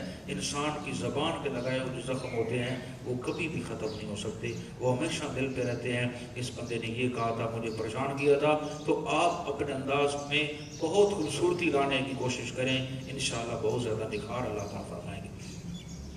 وَلَا تَكُونُوا كَالَّذِينَ تَفَرَّقُوا، اور نہ ہو جانا تم ان لوگوں کی طرح جو فرقوں میں بٹ گئے۔ پیچھے کہا نا میری کتاب کو نہ چھوڑنا ورنہ فرقوں میں پڑ جاؤ گے۔ فرمایا ان لوگوں کی طرح نہ ہو جانا جو فرقوں میں بٹ گئے۔ وَاخْتَلَفُوا مِن بَعْدِ مَا جَاءَهُمُ الْبَيِّنَاتُ، اور اختلاف کیا اس کے بعد کہ آ چکے تھے ان کے پاس واضح احکامات۔ وَأُولَئِكَ لَهُمْ عَذَابٌ عَظِيمٌ، یہی لوگ ہیں جن کے لیے بہت بڑا عذاب تیار ہے، اللہ ہم سب کو بچائے۔ یوم تبیض وجوہ وتسود وجوہ، وہ دن بھی یاد رکھنا کہ کئی چہرے روشن ہوں گے، وتسود وجوہ، اور کتنے چہرے وہاں پہ سیاہ ہوں گے۔ یہ دنیا میں معیار نہیں ہے جنت کا کہ یہ خوبصورت ہے تو یہ جنتی ہے، یہ سانولے رنگ کا ہے تو یہ جہنمی ہے، یہ دنیا میں یہ معیار نہیں ہے۔ کیوں؟ ابو لہب کا چہرہ، لہب کا معنی شعلے مارنے والا، اس کے چہرے سے اتنا شعلے نکلتے تھے حسن کے، لیکن اندر کا اتنا سیاہ تھا جو اللہ نے کہا یہ جہنم میں جائے گا۔ حضرت بلال کا رنگ تو سانولا تھا لیکن دل اتنا نور ایمان سے مزین تھا جو ٹہلتا مکے کی گلیوں میں ہے اور جوتیوں کی آہٹیں اللہ آسمانوں کے اوپر سنا دیتا ہے۔ لیکن معاشر کے میدان میں دنیا میں جو ساغلے بھی ہوں گے مومن، 14ویں کے چاند سے زیادہ وہ چمک رہے ہوں گے، کیونکہ جنت کے بحر اللہ نے ایک حوض بنوایا ہے، اس میں غسل دلوائیں گے۔ ہر مومن جنتی کا چہرہ 14ویں کی چاند کی طرح چمک رہا ہوگا۔ اور جو دنیا میں حسین و جمیل تھے وہ مشرک و کافر، ان کے چہرے سیاہ ہوں گے۔ فَأَمَّا الَّذِينَ اسْوَدَّتْ وُجُوهُمْ، اور وہ لوگ جن کے چہرے معاشر میں سیاہ ہوں گے، اَكَفَرْتُمْ بَعْدَ ایمانکم، فرشتے ان سے پوچھیں گے اچھا تم تھے جو کافر ہوئے ایمان لانے کے بعد، فَذُوقُوا الْعَذَابَ، لہذا چکھو اب عذاب اس بدلے میں، بِمَا كُنْتُمْ تَكْفُرُونَ، بسبب اس کفر کے جو تم دنیا میں کیا کرتے تھے۔ دنیا میں تم نے ایمان کو سینے سے نہ لگایا، لہٰذا اب جہنم چلے جاؤ، اللہ ہم سب کو بچائے۔ وَأَمَّا الَّذِينَ ابْيَضَّتْ وُجُوهُهُمْ، اور رہے وہ لوگ جن کے چہرے روشن ہوں گے، چمک رہے ہوں گے، فَفِي رَحْمَةِ اللَّهِ، وہ اللہ کی رحمت کے خاص پہرے میں ہوں گے۔ یہ اشارہ ہے کہ عمل کرتے رہنا، عقیدہ خوبصورت بناتے رہنا، لیکن فخر نہ کرنا۔ جنت میں جو جانا ہے ففی رحمت اللہ، کس کی رحمت سے جانا ہے؟ اللہ کی رحمت سے۔ اس کی رحمت نہ ہو تو عمل کیا کریں گے؟ ہم فیہا خالدون، اور جو میرے مہمان وہاں بنیں گے ہمیشہ ہمیشہ، پھر وہ جنت میں رہیں گے۔ تلک آیات اللہ نتلوہا علیک بالحق، یہ اللہ کی نشانیاں ہیں جو پڑھ کر سنائی جا رہی ہیں تمہیں ٹھیک ٹھیک۔ وَاللَّهُ يُرِيدُ ظُلْمًا لِّلْعَالَمِينَ، نہیں اللہ چاہتا کہ ظلم کرے وہ جہان والوں پر، وہ تو بڑی محبت کرتا ہے۔ وَلِلَّهِ مَا فِي السَّمَاوَاتِ وَمَا فِي الْأَرْضِ، اللہ ہی کے لیے ہے جو کچھ ہے آسمانوں میں اور جو کچھ زمین میں۔ یہ نہیں کہنا کہ ذرے ذرے کا اختیار صرف میرے اللہ کے پاس ہے۔ وَإِلَى اللَّهِ تُرْجَعُ الْأُمُورُ، اور اللہ ہی کی طرف لوٹائے جاتے ہیں تمام معاملات۔ جتنے بھی تم عمل کرتے ہو سارے کس کی بارگاہ میں جاتے ہیں؟ اللہ کے۔ یہ جو مشہور ہے کہ انبیاء پہ عمل پیش ہوتے ہیں سوار والے دن اور جمعرات والے دن، فلاں بزرگ کی قبر پہ عمل پیش ہوتے ہیں۔ پہلا مسئلہ سمجھو، اگر تو ہم عمل انہیں خوش کرنے کے لیے کر رہے ہیں، پھر ہم سوچیں گے کہ وہاں جاتے ہیں کہ نہیں، پھر یہ سوچیں گے کہ وہ خوش ہوتے ہیں کہ نہیں۔ پھر دوسرا مسئلہ یہ ہے کہ جو برے عمل کرتے ہیں کیا وہ بھی ادھر جاتے ہیں کہ نہیں۔ تو جو نبی کو پریشان کرے اور جس برے عمل پہ نبی گواہ بن جائے، پھر سوائے جہنم کے اور کچھ مل ہی نہیں سکتا۔ تو میرا بھائی یہ ہر طرح سے خلاف شریعت بات ہے۔ اللہ کہتے ہیں تمہارے جتنے بھی عمل ہیں سارے میرے دربار میں آتے ہیں، میری رضا کے لیے تم کرتے جانا، میں اللہ تمہیں خود اجر عطا فرماؤں گا۔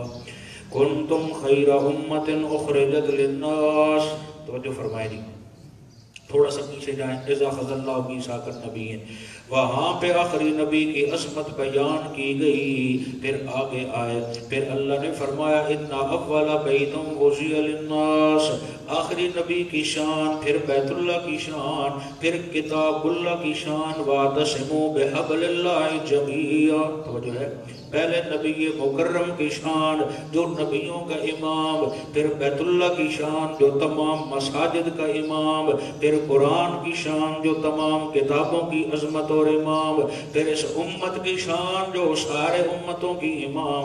کنتم خیر امت اخرجت للناس، تم بہترین امت ہو جنہیں پیدا کیا گیا انسانوں کی رہنمائی کے لیے، بھلائی کے لیے۔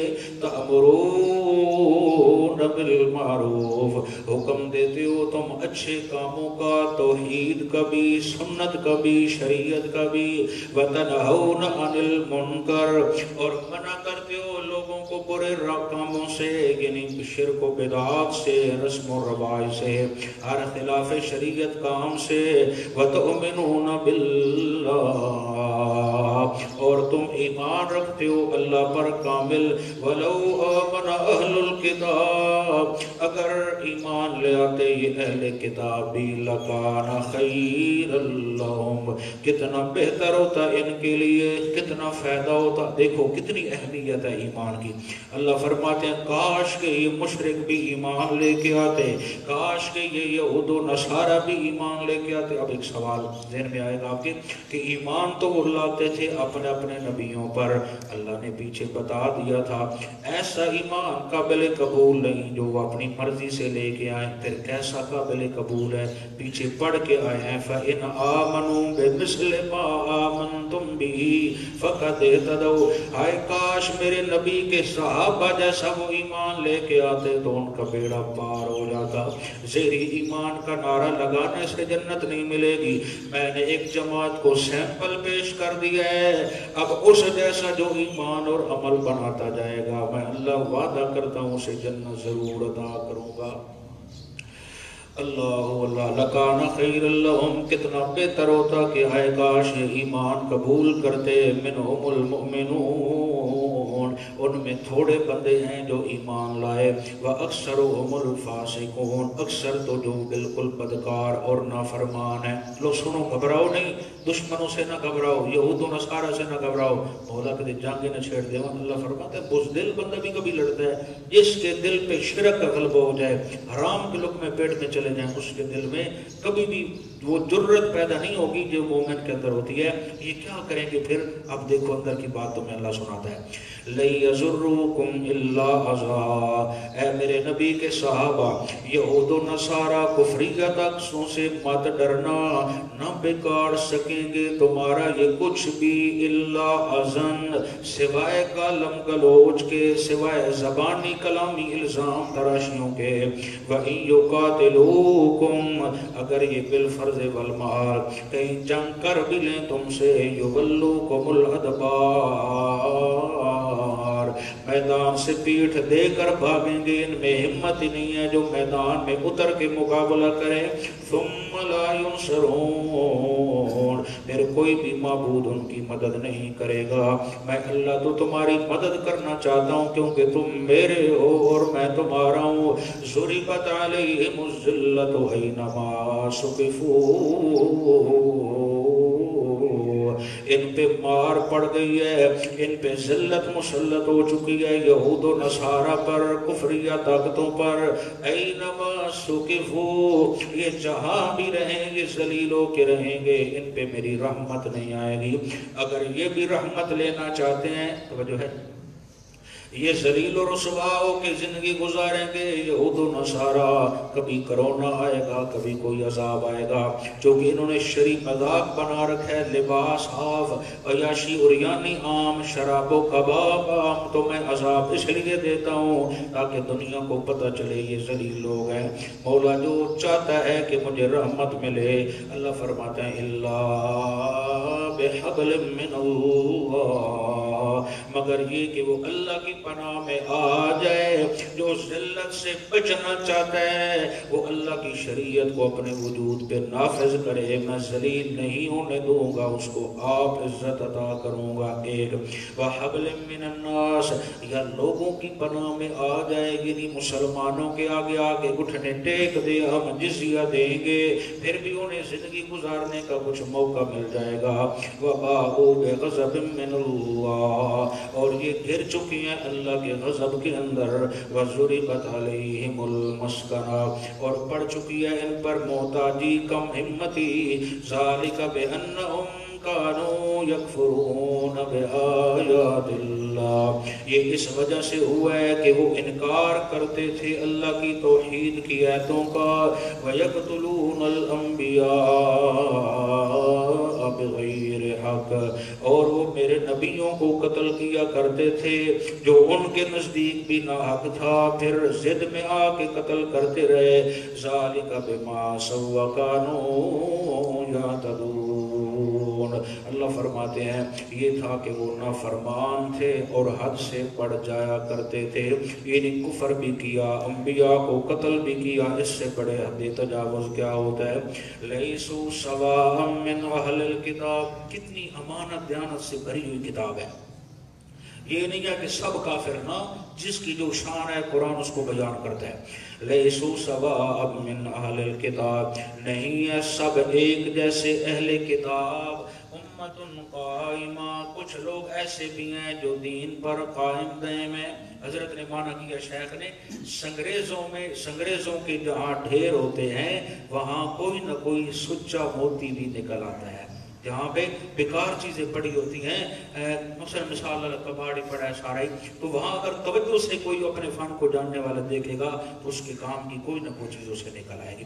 اللہ فرماتے ہیں سارے اہل کتاب کباڑ نہیں ہے، بیکار نہیں ہے، کچھ اس میں سچے موتی بھی ہیں، جیسے عبداللہ ابن سلام، نجاشی وغیرہ، انہوں نے اسلام قبول کیا، تو جہاں بھی قرآن میں مذمت آتی ہے یہود و نصارہ کی تو اللہ ان کی شان الگ بیان کرتا ہے جنہوں نے اسلام کو قبول کیا تھا۔ اس سے سمجھ آتی ہے کہ رب قدردان ہے، جو اچھا عمل کرے اس کی نیکی کو ضائع نہیں ہونے دیتا۔ امتن قائمہ، ان میں ایک گروہ ایسا بھی ہے جو قائم ہے، یتلون آیات اللہ، جو پڑھتے رہتے ہیں قرآن کی آیتوں کو، آناء اللیل، رات کی تنہائی میں میرا قرآن پڑھتے ہیں، وہم یسجدون، اور وہ میرے آگے سر بسجود ہوتے ہیں۔ جب رات تھم رہی ہوتی ہے، ختم ہونے والی ہوتی ہے، صبح قریب ہوتی ہے، جس طرح تہجد کا وقت ہے، یہ عبادت اللہ کو بڑی پسند ہے، اللہ ہم سب کو مزید قبول فرمائے۔ بڑے خلوص کا وقت ہوتا ہے، تنہائی ہوتی ہے، خاموشی ہوتی ہے، بڑا رحمت کا پیکج لگا ہوتا ہے، اس میں اللہ کی محبت مانگیں، اپنے گناہوں سے معافی مانگیں، جو ضروریات کی چیزیں اپنے اللہ سے بڑی پیار محبت سے بڑی امیدیں لگا کے مانگی جائے، تو اللہ کو یہ چیزیں بڑی پسند ہے۔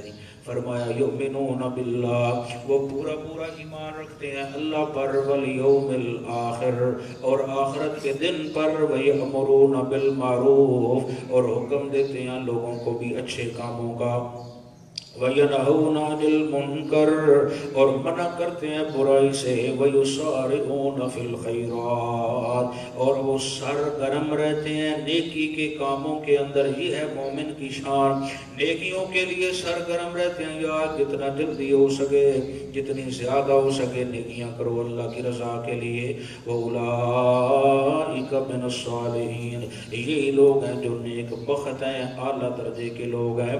وَمَا يَفْعَلُونَ من خیر، جو بھی کرے گا کوئی نیکی کا کام، فلن یکفروا، اس کی ہرگز بے قدری نہیں کی جائے گی، چھوٹا ہو یا بڑا، اگر میری رضا کے لیے کرے گا تو میں اللہ اس کی بے قدری نہیں کروں گا۔ کیوں؟ واللہ علیم، اللہ تو جانتا ہے بالمتقین، ان لوگوں کو جو اس سے ڈرتے ہیں اور اس کی رضا کے لیے عمل کرتے ہیں۔ سبحان اللہ۔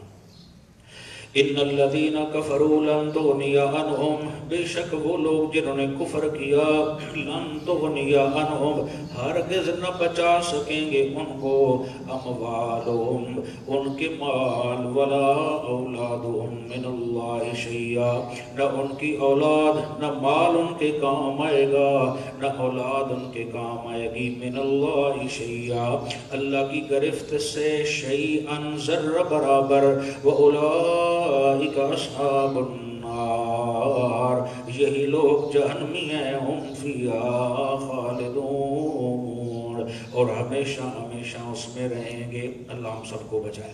اب ایک عجیب سی مثال آ رہی ہے، مثل ما ينفقون فی هذه الحیات الدنیا، مثال اس کی جو خرچ کرتے ہیں اس دنیاوی زندگی میں، کمثل ریح فیہا سر، اس ہوا کیسی ہے جس میں ہو سر، سخت سردی، اصابت، جو چلے حرث قوم، ایک ایسے لوگوں کی کھیتی پر، ظلموا انفسہم، جنہوں نے ظلم کیا اپنی جانوں پر، فَأَهْلَكَتْهُ، اور وہ ٹھنڈی ہوا چلے اور کھیتی کو برباد کر دے، وَمَا ظَلَمَهُمُ اللَّهُ، اور نہیں ظلم کیا اللہ نے ان پر، وَلَكِنْ أَنفُسَهُمْ يَظْلِمُونَ، بلکہ خود وہ اپنے اوپر ظلم کر رہے ہیں۔ یہ جو کہا کہ ایسے لوگوں کی کھیتی پہ ٹھنڈی ہوا چلی اور اس نے ان کی فصل کو تباہ کر دیا، بندے وہ کیسے تھے؟ ظلموا انفسہم، یہ ظلم کا اعلیٰ درجہ مراد ہے۔ ظلم کا اعلیٰ درجہ کیا ہوتا ہے؟ ان الشرک لظلم عظیم، یعنی مشرک بندے کی مثال یوں ہے کہ وہ عمل کرتا رہتا ہے، کرتا رہتا ہے، کرتا رہتا ہے، اس کی کھیتی تیار ہو جاتی ہے، جو ہی شرک کی ہوا اس نے چلائی، شرکی عمل کیے تو ساری فصل کتنی ہو گئی؟ تباہ و برباد ہو گئی۔ اب ایک مسئلہ تو یہ سمجھ آیا، دوسرا یہ قید لگا دی کہ فصل تیار ہو اور وہاں پہ عذاب آ جائے یا آزمائش آ جائے تو ظالموں کی قید لگا کے مومنوں کو درمیان سے خارج کر دیا۔ اگر مومن بندے کا میں نقصان کرتا ہوں مالی یا جانی، اس کو ظلم نہیں کہیں گے، بلکہ میں چاہتا ہوں کہ اس کے بدلے اسے کوئی اچھا بدلہ عطا کر دوں، آزمائش تھوڑی دیتا ہوں اور اس پہ انعامات میں زیادہ عطا کیا کرتا ہوں۔ تو کافر بندے کا نقصان ہوگا تو وہ اس نے خود ظلم کیا تھا شرک کر کے، تو اس پہ وہ سارا عذاب آ گیا ہے۔ اگر مومن کے سر میں درد ہو، آقا فرماتے ہیں، یا اسے بخار ہو ایک رات اور اس پہ وہ صبر کر لے تو اللہ اس کے سارے پچھلے گناہوں کو معاف کر دیتے ہیں۔ حتیٰ کہ بعض روایات میں یہاں تک آتا ہے ایک چیز آپ نے کہیں رکھی ہے، اس کی مثال سادے لفظوں میں آپ کی 2 جیبیں تھی، آپ نے ادھر ہاتھ ڈالا کہ میری چیز ادھر تھی اور وہ فوراً آپ کو پتہ چلا کہ نہیں ہے، آپ کے منہ سے نکلا انا للہ و انا الیہ راجعون، لگتا ہے موبائل گر گیا، پیسے گر گئے، کوئی چابیاں وابیاں تھیں، کوئی ضروری تھا، پھر بعد میں خیال آیا ہوئے یہ دوسری طرف تھے، آپ نے فرمایا الحمدللہ اتنی سی تکلیف پہ اللہ مومن کے پچھلے گناہ معاف کر دے، یعنی اس کی زبان سے جملے نکلے جو نکلنے تھے انا للہ و انا الیہ راجعون، بس پریشانی وقتی آئی تو ختم ہو گئی، یار پتہ نہیں کہاں گرے، انشاءاللہ بہتر کریں گے، فوراً دوسری طرف ہاتھ رکھا تو وہ تو دوسرے اپنا جیب میں تھی، کہا الحمدللہ۔ اب اتنی سی تکلیف دے کے اللہ اپنے بندے کے گناہ کو معاف کرتے ہیں، تو اس وجہ سے مومن 2 حال سے خالی نہیں، اگر اسے نعمت ملے تو شکر کرے، تکلیف آئے تو اس پہ اللہ کا الحمدللہ کہے اور یہ کہے کہ مولا یہ تیری طرف سے تھی انا للہ و انا الیہ راجعون، تو اس بندے کو وہاں پہ صبر کرنے کی وجہ سے بھی اللہ اس کے لیے جنت میں محل بنا دیتے ہیں۔ اللہ دیکھیں یا ایھا الذین آمنوا لا تتخذوا بطانة من دونکم، اب تھوڑی سی اندر کی باتیں اور سنانا چاہتے ہیں۔ سمجھ یوں آتی ہے اگر قرآن کو بندہ غور سے پڑھے، ابھی ہماری نالکی ہے اس کی صحیح ہم نہیں پہنچ پا رہے اس پہ، سمجھ ایسے آتی ہے جس طرح ایک ماں باپ بڑا سمجھدار زیرک دانا، ہر ماں باپ بڑا قیمتی ہے، اپنے بچوں کو بیٹھ کے الف سے یہ تک سمجھاتے ہیں، بیٹا یہ کرنا ہے، یہ نہیں کرنا، حالات ایسے ہیں، تم نے ایسے بیر آؤٹنگ نہیں کرنی، بڑا خیال رکھنا ہے، تو حالات ایسے ہیں، لوگ محبت میں دھوکے میں بہت سارا نقصان کرتے ہیں، یہ بھی ذہن میں رہے کہ جو زیادہ آپ سے محبت کر رہا ہے اس کے پیچھے بھی کوئی معاملات ہیں، جو بندہ کبھی غصے ہو جاتا ہے کبھی محبت کرتا ہے، یہ اس کے اچھے ہونے کی علامت ہے، جہاں آپ کی بات اچھی نہیں تو اس سے ناراض ہو رہا ہے، آپ سے وہ محبت رکھنا چاہتا ہے، اگر اس نے توڑنی ہوتی تو بالکل سائڈ پہ ہو جاتا۔ ماں باپ سمجھا رہے ہیں جہاں تک اللہ نے ان کو سمجھ دی ہے، یوں لگتا ہے کہ مومن بندے کو اللہ قرآن میں قدم بقدم چلنے کی تربیت کر رہے ہیں، ایسے چلنا بھائی، ایسے نہ جانا، شیطان بیٹھا ہوا ہے تجھے گمراہ کر دے گا، وہ سامنے دیکھ میں نے جنت تیرے لیے بنائی ہے، ایسے چلنا، یہاں نہ جانا، یہاں آنا، تاکہ وہ چاہتا ہے کہ میرا بندہ سیدھا جنت کی طرف آ جائے۔ کتنی اس کی مہربانی ہے، وہ تو چاہتا ہے، لیکن ہم اس کتاب کی طرف آئیں گے۔ اب میں جو آیات پڑھنے لگا ہوں آپ حیران ہو جائیں گے کہ اللہ کیا چاہتے ہیں اپنے بندوں سے، اور کیا کچھ وہ چاہتے ہیں، کس حد تک وہ ہماری ہر قدم پہ اصلاح فرما رہے ہیں۔ اللہ یا ایھا الذین آمنوا، اے ایمان والو، لا تتخذوا بطانة من دونکم، نہ بناؤ رازدار، بطانة من دونکم، رازدار نہ بناؤ اپنے غیروں کو، یعنی جو مشرک کافر یہودی ہیں، لا یعلونکم خبالا، نہ کسر چھوڑیں گے وہ تمہیں خرابی کی۔ مثلا ایک تمہارا کاروبار ہے، تمہیں منشی کی ضرورت ہے، تم منشی وہ رکھ رہے ہو جو دین سے دور ہے، کوئی اور مذہب کا مالک ہے، مشرک ہے، کافر ہے، یہودی ہے، عیسائی، تو جب آپ منشی رکھیں گے تو آپ ساری ڈیٹیل تو اسے بتائیں گے کہ یہ میرا کاروبار ہے، یہ فائدہ ہے، یہ نقصان ہے، وہاں میرا لین دین ہے، وہ اندر کی باتیں آؤٹ کر دے گا۔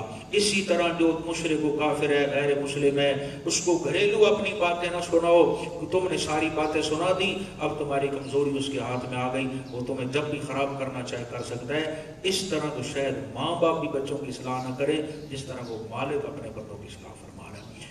ودو، اس لیے اس میں اگر غور کیا جائے، کئی ایسے لوگ ہیں اچھے گھرانے تھے، شادیاں کی اوروں کی طرف، مرزائی رافضیت وغیرہ یہ وہ، آج وہاں علم لگے ہوئے ہیں، مجلسیں ہو رہی ہیں، کیا ہوا جی ایک لڑکی پہ کے لائے تھے، اس نے سارا خاندان پھیر کے رکھ دیا ہے، تو وہ ایک عزم لے کے آتے ہیں، ان کی جو عورتیں ہیں وہ عزم لے کے آتی ہیں، اللہ کرے ہماری بیویوں میں بھی یہ، بہنوں میں بھی یہ مسئلہ آ جائے، دین کا شعور، ہمارے گھروں میں ذاتی لڑائیاں نہیں ختم ہوتی، اس نے یہ کہہ دیا کھانا میں نہیں پکایا، یہ ساتھ ہی نہیں ملی، سحری میں نہیں پکائی ہے، کل افطاری بھی میں نے پکائی تھی، یہ کون سی باتیں ہیں؟ سب مل کے کام کرو محبت سے، دیکھو اللہ نے کتنی عزت والی زندگی دی ہے، اپنے ٹائم کو ضائع نہ کرو، اس کو دین پہ خرچ کرو، اپنی قوت کو، کوشش کرو کہ ہمارے ذریعے جو جاہل بیوی ہیں ان کو نماز سکھاؤ، ان کو قرآن سکھاؤ، ان کو کلمہ سکھاؤ، ان کو بتاؤ کہ پردہ کرو، بی بی जहन्नम में जाएगी, शिरक से बच जहन्नम में जाएगी। ये अज़म लेके चलो ताकि पूरा मोहल्ला तुम्हारा दीवाना हो जाए, गर्विदा हो जाए। बीवियां कहेंगे यार ये तो जन्नत की ख़वातीन रखती हैं, कितनी तड़प रखती हैं। ये जज्बा होना चाहिए। ये जज्बे घरों में मौजूद हैं, वो अपनी वारदातें करके लोगों को गुमराह कर रहे हैं। हमारे घरों में ज़ाती लड़ाई नहीं ख़त्म होती। ये शैतानी असरात हैं, उस शैतान ने हमें आपस में बखेर दिया है।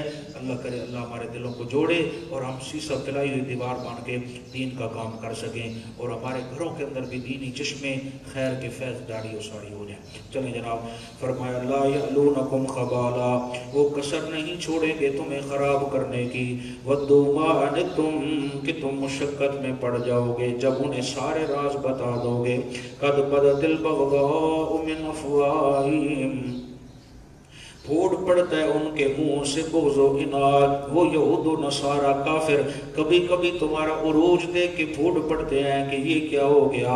वमा तुख़फ़ी सुदूरुहुम अकबर, और जो कुछ मख्फी है अभी उनके सीनों में अकबर, जो बयान कर रहे हैं इससे कई गुना ज्यादा मर्ज़ अभी उनके दिल में है। कद बय्यना लकुमुल आयात, बयान की हमने तुम्हारे लिए निशानियाँ। इन कुंतुम ताक़िलून, अगर तुम अकल से काम लो और इन्हें समझो। हा अंतुम उलाई तुहिब्बूनहुम, ये तुम ही हो मुसलमानों जो फिर उनसे मोहब्बत करते हो इतने कुछ समझने के बावजूद। वला युहिब्बूनकुम, वो नहीं दोस्त रखते तुम्हें, दिली आर्जी सलाम रखते हैं अपने मतलब के लिए। व तुमिनून बिल किताबि कुल्लिही, और ईमान रखते हो तुम तमाम कुतुब समाविया पर। व इज़ा लक़ूकुम क़ालू आमन्ना, और जब वो मिलते हैं तुमसे ज़ाहिरन कहते हैं मुनाफ़िकाना जी हम भी तुम्हारे साथ हैं ईमान में। व इज़ा ख़लऊ, और जब वो अलग होते हैं अकेले होते हैं फिर क्या करते हैं। अज़्ज़ू अलैकुमुल अनामिल मिनल गैज़, फिर काट काट कर खाते हैं उंगलियों को मारे गुस्से के। हाय ये मुसलमान दिन ब दिन बढ़ रहे हैं, अंदर का बुग़्ज़ है। फिर मेरा नबी उनसे कह दे कुल मूतू बिग़ैज़िकुम, ओ ज़ालिमो जल मरो, ओ दुश्मन तौहीद दुश्मन सहाबा जल के मर जाओ। मैं अल्लाह ने तो इनकी मदद करनी है। इन्नल्लाह अलीमुम बिज़ाति सुदूर, बेशक अल्लाह खूब जानता है उस बुग़्ज़ को जो कुछ उनके सीनों में है। इन तमसस्कुम हसनतुन तसुहुम, अगर पहुंचती है तुम्हें हसनतुन कोई भलाई, तसुहुम तो इनको बुरा लगता है। हाय इस जंग में ने फतह क्यों मिली, ये सारे मर जाते नऊज़ुबिल्लाह। ये हसद है इनके अंदर। जब भी मोमिनो तुम्हारी खुशी कोई आती है तो इन्हें बुरा लगता है। व इन तुसिबकुम सय्यअतुन यफरहू बिहा, अगर तुम्हें कोई तकलीफ पहुंच जाए यफरहू बिहा, ये खुशियां कर रहे होते हैं आया अच्छा हुआ ये मारे गए जख्मी हो गए। व इन तस्बिरू, अगर तुम साबिर रहो साबित कदम रहो। व तत्तकू, और तकवा इख्तियार करो। ला यज़ुर्रुकुम कैदुहुम शैया, तो ना नुकसान पहुंचा सकेंगी उनकी तदबीरें जर्रा बराबर। वो साढ़े जट का मुहावरा मार सकते हैं वे कुत्तियां दे भौंकण नाल कदी मज्जियां मरियां। अल्लाह फरमाता है दुश्मनां दे चबला मारन नाल सहाबा दा कोई नुकसान थी सकदा है, मोमिनां दा थी सकदा है। हां सुनो, तुहाडे अंदर इस्तिकामत, इन तस्बिरू, पहले समझो कि हम किस मिशन पे हैं। अगर वो मिशन पे तुम्हारा दिल मुतमईन है, किसी की बातों में आकर अपना मिशन न छोड़ो, साबित कदम रहो। एक व तत्तकू, और गुनाहों से नफरत करो, मुझे राजी करो। दुश्मन जो मर्जी तदबीरें करता रहे, मैं तुम्हारा बाल बराबर भी नुकसान नहीं होने दूंगा। इन्नल्लाह बिमा यामलून मुहीत, बेशक अल्लाह इनके करतूतों से पूरी तरह बाखबर है। आओ फिर तुम एक मिसाल सुनाए। व इज़ गदौत, टाइम रहता है अभी कुछ। व इज़ गदौत मिन अहलिका तुबव्विउल मुमिनीन, और याद करो जब सुबह को निकला था मेरा नबी मिन अहलिका, अपने घर से। सुभान अल्लाह, ये अम्मी आयशा की शान है। ये जिक्र अब चल रहा है जी ग़ज़वा उहद का। अब आगे बहुत सारी आयात तक ग़ज़वा उहद की बात चलेगी इंशाअल्लाह। پہلا جو غزوہ ہوا تھا سب سے پہلا کفر اسلام کا وہ غزوہ بدر ہے. وہ کون سا تھا؟ غزوہ بدر. یہ سن 2 ہجری میں رمضان المبارک میں میدان سجا تھا اور کافر لڑنے کے لیے آئے تھے. 313 نہتھوں کے ہاتھوں اللہ نے کفر کی کمر توڑوا دی اور بڑے بڑے سرغنہ جو کافر تھے وہ بدر میں مارے گئے. جیسے ابو جہل، یہ ان کا مین آدمی تھا، عتبہ شیبہ وغیرہ، یہ جو سینئر ان کے لوگ تھے. 70 کافر بڑے بڑے وہ مارے گئے اور اللہ کی ایسی مدد آئی. میں حیران ہو گیا یہ جملے سن پڑھ کے کہ وہاں بدر کے میدان میں 313 جو مسلمان تھے، ٹوٹل 2 گھوڑے تھے پورے لشکر میں، 70 اونٹ تھے، 8 تلواریں تھیں. 313 کے بعد وہاں چھوٹے والی تو جنگ ہی نہیں، بھائی چھوٹے ہونے چاہیے. اللہ کی قدرت دیکھیں، پورے لشکر میں 313 میں 8 تلواریں ہیں، 2 گھوڑے ہیں، 70 اونٹ ہیں جناب. این میدان میں منافق بھاگ گئے، ہم نہیں ساتھ لڑ سکتے، مرنا ہے تھے آگے کہ حلوہ شلوہ ہوگا ختم پہ میں بلا لینا. اب مسئلہ یہ ہے صحابہ موجود ہیں، کم سن ہے، سارے نوجوان نے نہیں نسل ہے، بالکل آپ صلی اللہ علیہ وسلم کے ساتھ ہیں. ساری رات میرا نبی سویا نہیں ہے، رو رہا ہے. استغیثون ربکم فاستجاب لکم انی ممدکم بألف من الملائکۃ مردفین. وہ وقت یاد کرو جب تم غوث اعظم کو پکار رہے تھے اور استغاثہ کر رہے تھے، درخواستیں دے رہے تھے، مولا اگر تو مدد نہیں کرے گا یہی میری پونجی اور محنت ہے، اگر یہ شہید ہو گئے کل یہ نہ کہنا تو عید کا نعرہ لگانے والا کوئی نہیں ہے. بس اگر تو یہ چاہتا ہے کہ تیری تو عید کا لب بلند رہے پھر ان کی مدد فرما، ہمارے پاس کچھ بھی نہیں تیری طاقت کے بغیر. حضرت ابوبکر پہرے پہ تھے تو وہاں پہ حضرت علی کہتے ہیں اس رات سب صحابہ کو یہ یقین ہوا کہ جس طرح ابوبکر صداقت میں اول نمبر رکھتے ہیں، بہادری میں بھی اول نمبر رکھتے ہیں. جو سارے صحابہ سو گئے، آقا بھی نہ سوئے اور ابوبکر پہرے دار جو بن کے کھڑے رہے وہ بھی ساری رات نہ سوئے. بار بار تسلی دے رہے تھے، یا رسول اللہ کی مدد آئے گی. آپ کہتے ہیں ابوبکر ہمارا حق بنتا ہے اس سے مانگنا. وہ بادشاہ ہوا، جس طرف رخ پھیر دے اسے کون پوچھنے والا ہے. جب آئی نا مدد، انی ممدکم بألف من الملائکۃ مردفین، فرشتوں لگاتار پے در پے جنگی وردیاں پہن کر، اور مفسرین فرماتے ہیں کہ اونٹ کے پٹکے بھی تھے زرد رنگ کے، تو اس طرح بند ہوئے تھے، تو میدان میں اتر رہے ہیں نصرت و مدد کے لیے صحابہ کے لیے. تو فرمایا وہ دیکھو فرشتے، وہ دیکھو جبرائیل آ گئے، وہ دیکھو دیگر فرشتے آ گئے، جنگی لباس ہے، وہ اس طرح تشریف لا چکے ہیں، پے در پے پوری لین قطار میں فوج آ رہی ہے. کافروں نے یہ کہا تھا 1000 کا لشکر ہے، اللہ نے کہا میں 1000 اتاروں گا. پھر انہوں نے کہا ہمارے 3000 اور آ رہا ہے، اللہ نے فرمایا گھبراؤ نہیں، اگر 3000 ادھر سے آئے گا میں 3000 اوپر سے نازل کروں گا. کافر کہنے لگے ہمارے 5000 ہے، نان کے شان کے سارے رلا. اللہ نے فرمایا گھبراؤ نہیں، اگر ادھر سے 5000 آئیں گے میں 5000 اوپر سے. یہ تھی مشروط شرط، اگر 3000 آئیں گے تو ہم بھی 3000 بھیجیں گے، اگر 5000 آئیں گے ہم اوپر سے 5000 بھیجیں گے. لہٰذا ادھر سے آیا 1000، اوپر سے بھی کتنے آئے؟ 1000. اب سوال یہ تھا کہ فرشتہ تو ایک ہی کافی تھا، فرشتہ تو ایک، اس نے خبر پڑھ دینا مشرک کا ایک کو بھیجنا پھیرے وچ پٹ کے اسے نہیں. اللہ کہتے ہیں انشاءاللہ سورۃ الانفال میں پڑھیں گے. اللہ کہتے ہیں میں نے اس لیے یہ 1000 بھیجے تھے تاکہ میرے نبی کے صحابہ کا دل مطمئن ہو جائے. سمجھ یہ آتی ہے اللہ مومن کو پریشانی کی حالت میں نہیں دیکھ سکتا، وہ یہ چاہتا ہے کہ اس کی پریشانیاں ختم ہو جائے. فرشتہ تو ایک بھی کافی تھا، اس لیے نازل کیا وَلِتَطْمَئِنَّ قُلُوبُكُمْ، تاکہ تمہارے دل مطمئن ہو جائے. اور پھر پانی کی قلت تھی، بارش نازل کی، سکینہ نازل کی. پھر این میدان کے اندر تھوڑی سی اونگ سی کیفیت پیدا کی، ہلکی سی آنکھ لگوائی. اب میدان جہاد کیا لگے اور نیند کیا لگے، اللہ نے ہلکا سا جھٹکا دلوا کے طبیعت فریش کر دی. بارش آئی، پانی پیا، غسل جو میں کرنا تھا کیا، سواریوں کو پلایا. سخت زمین اس میں گارا بارا بن گیا، جو تھی دوسری ریتلی زمین وہ سخت ہو گئی. جیڑا مشرک بجدا پیر تلکدا، صحابی جا کے ٹھکیدا تلوار او گردن ادا. صاحب آ گئے کھجور کے وہ تنے سے لے کے آ رہے تھے، یا رسول اللہ ان سے ہم لڑیں گے. آقا اپنی تلوار سے ملاتے بسم اللہ الرحمن الرحیم. صحابہ کہتے ہیں کھجور دے جڑے جامے سا نہیں لگتا، تلوار آ اس طرح ٹھکے دے گردنے وہاں جا رہی ہیں. اللہ کی مدد آ رہی تھی. پھر دوسرا مسئلہ یہ ہے بھائی فرشتے پہلے نازل کر دیتے، جاگرت پہلے نازل کر دیتے، صحابہ کو آنے نہ پڑتا، کہتے چلو بھائی. فرمایا نہیں، ایسے نہیں ہو سکتا. میں یہ چاہتا تھا کہ ثواب میرے نبی کے صحابہ کو ملے تاکہ یہ تشریف لائیں، میدان میں اتریں. اب میں ان کی مدد کروں تاکہ یہ پتہ چلے فرشتوں کو بھی پہلے میدان میں وہ اترے تھے، ہم تو ان کے معاون بن کے گئے تھے. ایک صحابی آئے، یا رسول اللہ بڑا پریشان ہوا، کافر کو میرا ارادہ تھا میں قتل کروں، یہ دشمن نبی ہے، میرے پہنچنے سے پہلے ہی اس کی گردن اڑا دی گئی، پھر کیا ہوا؟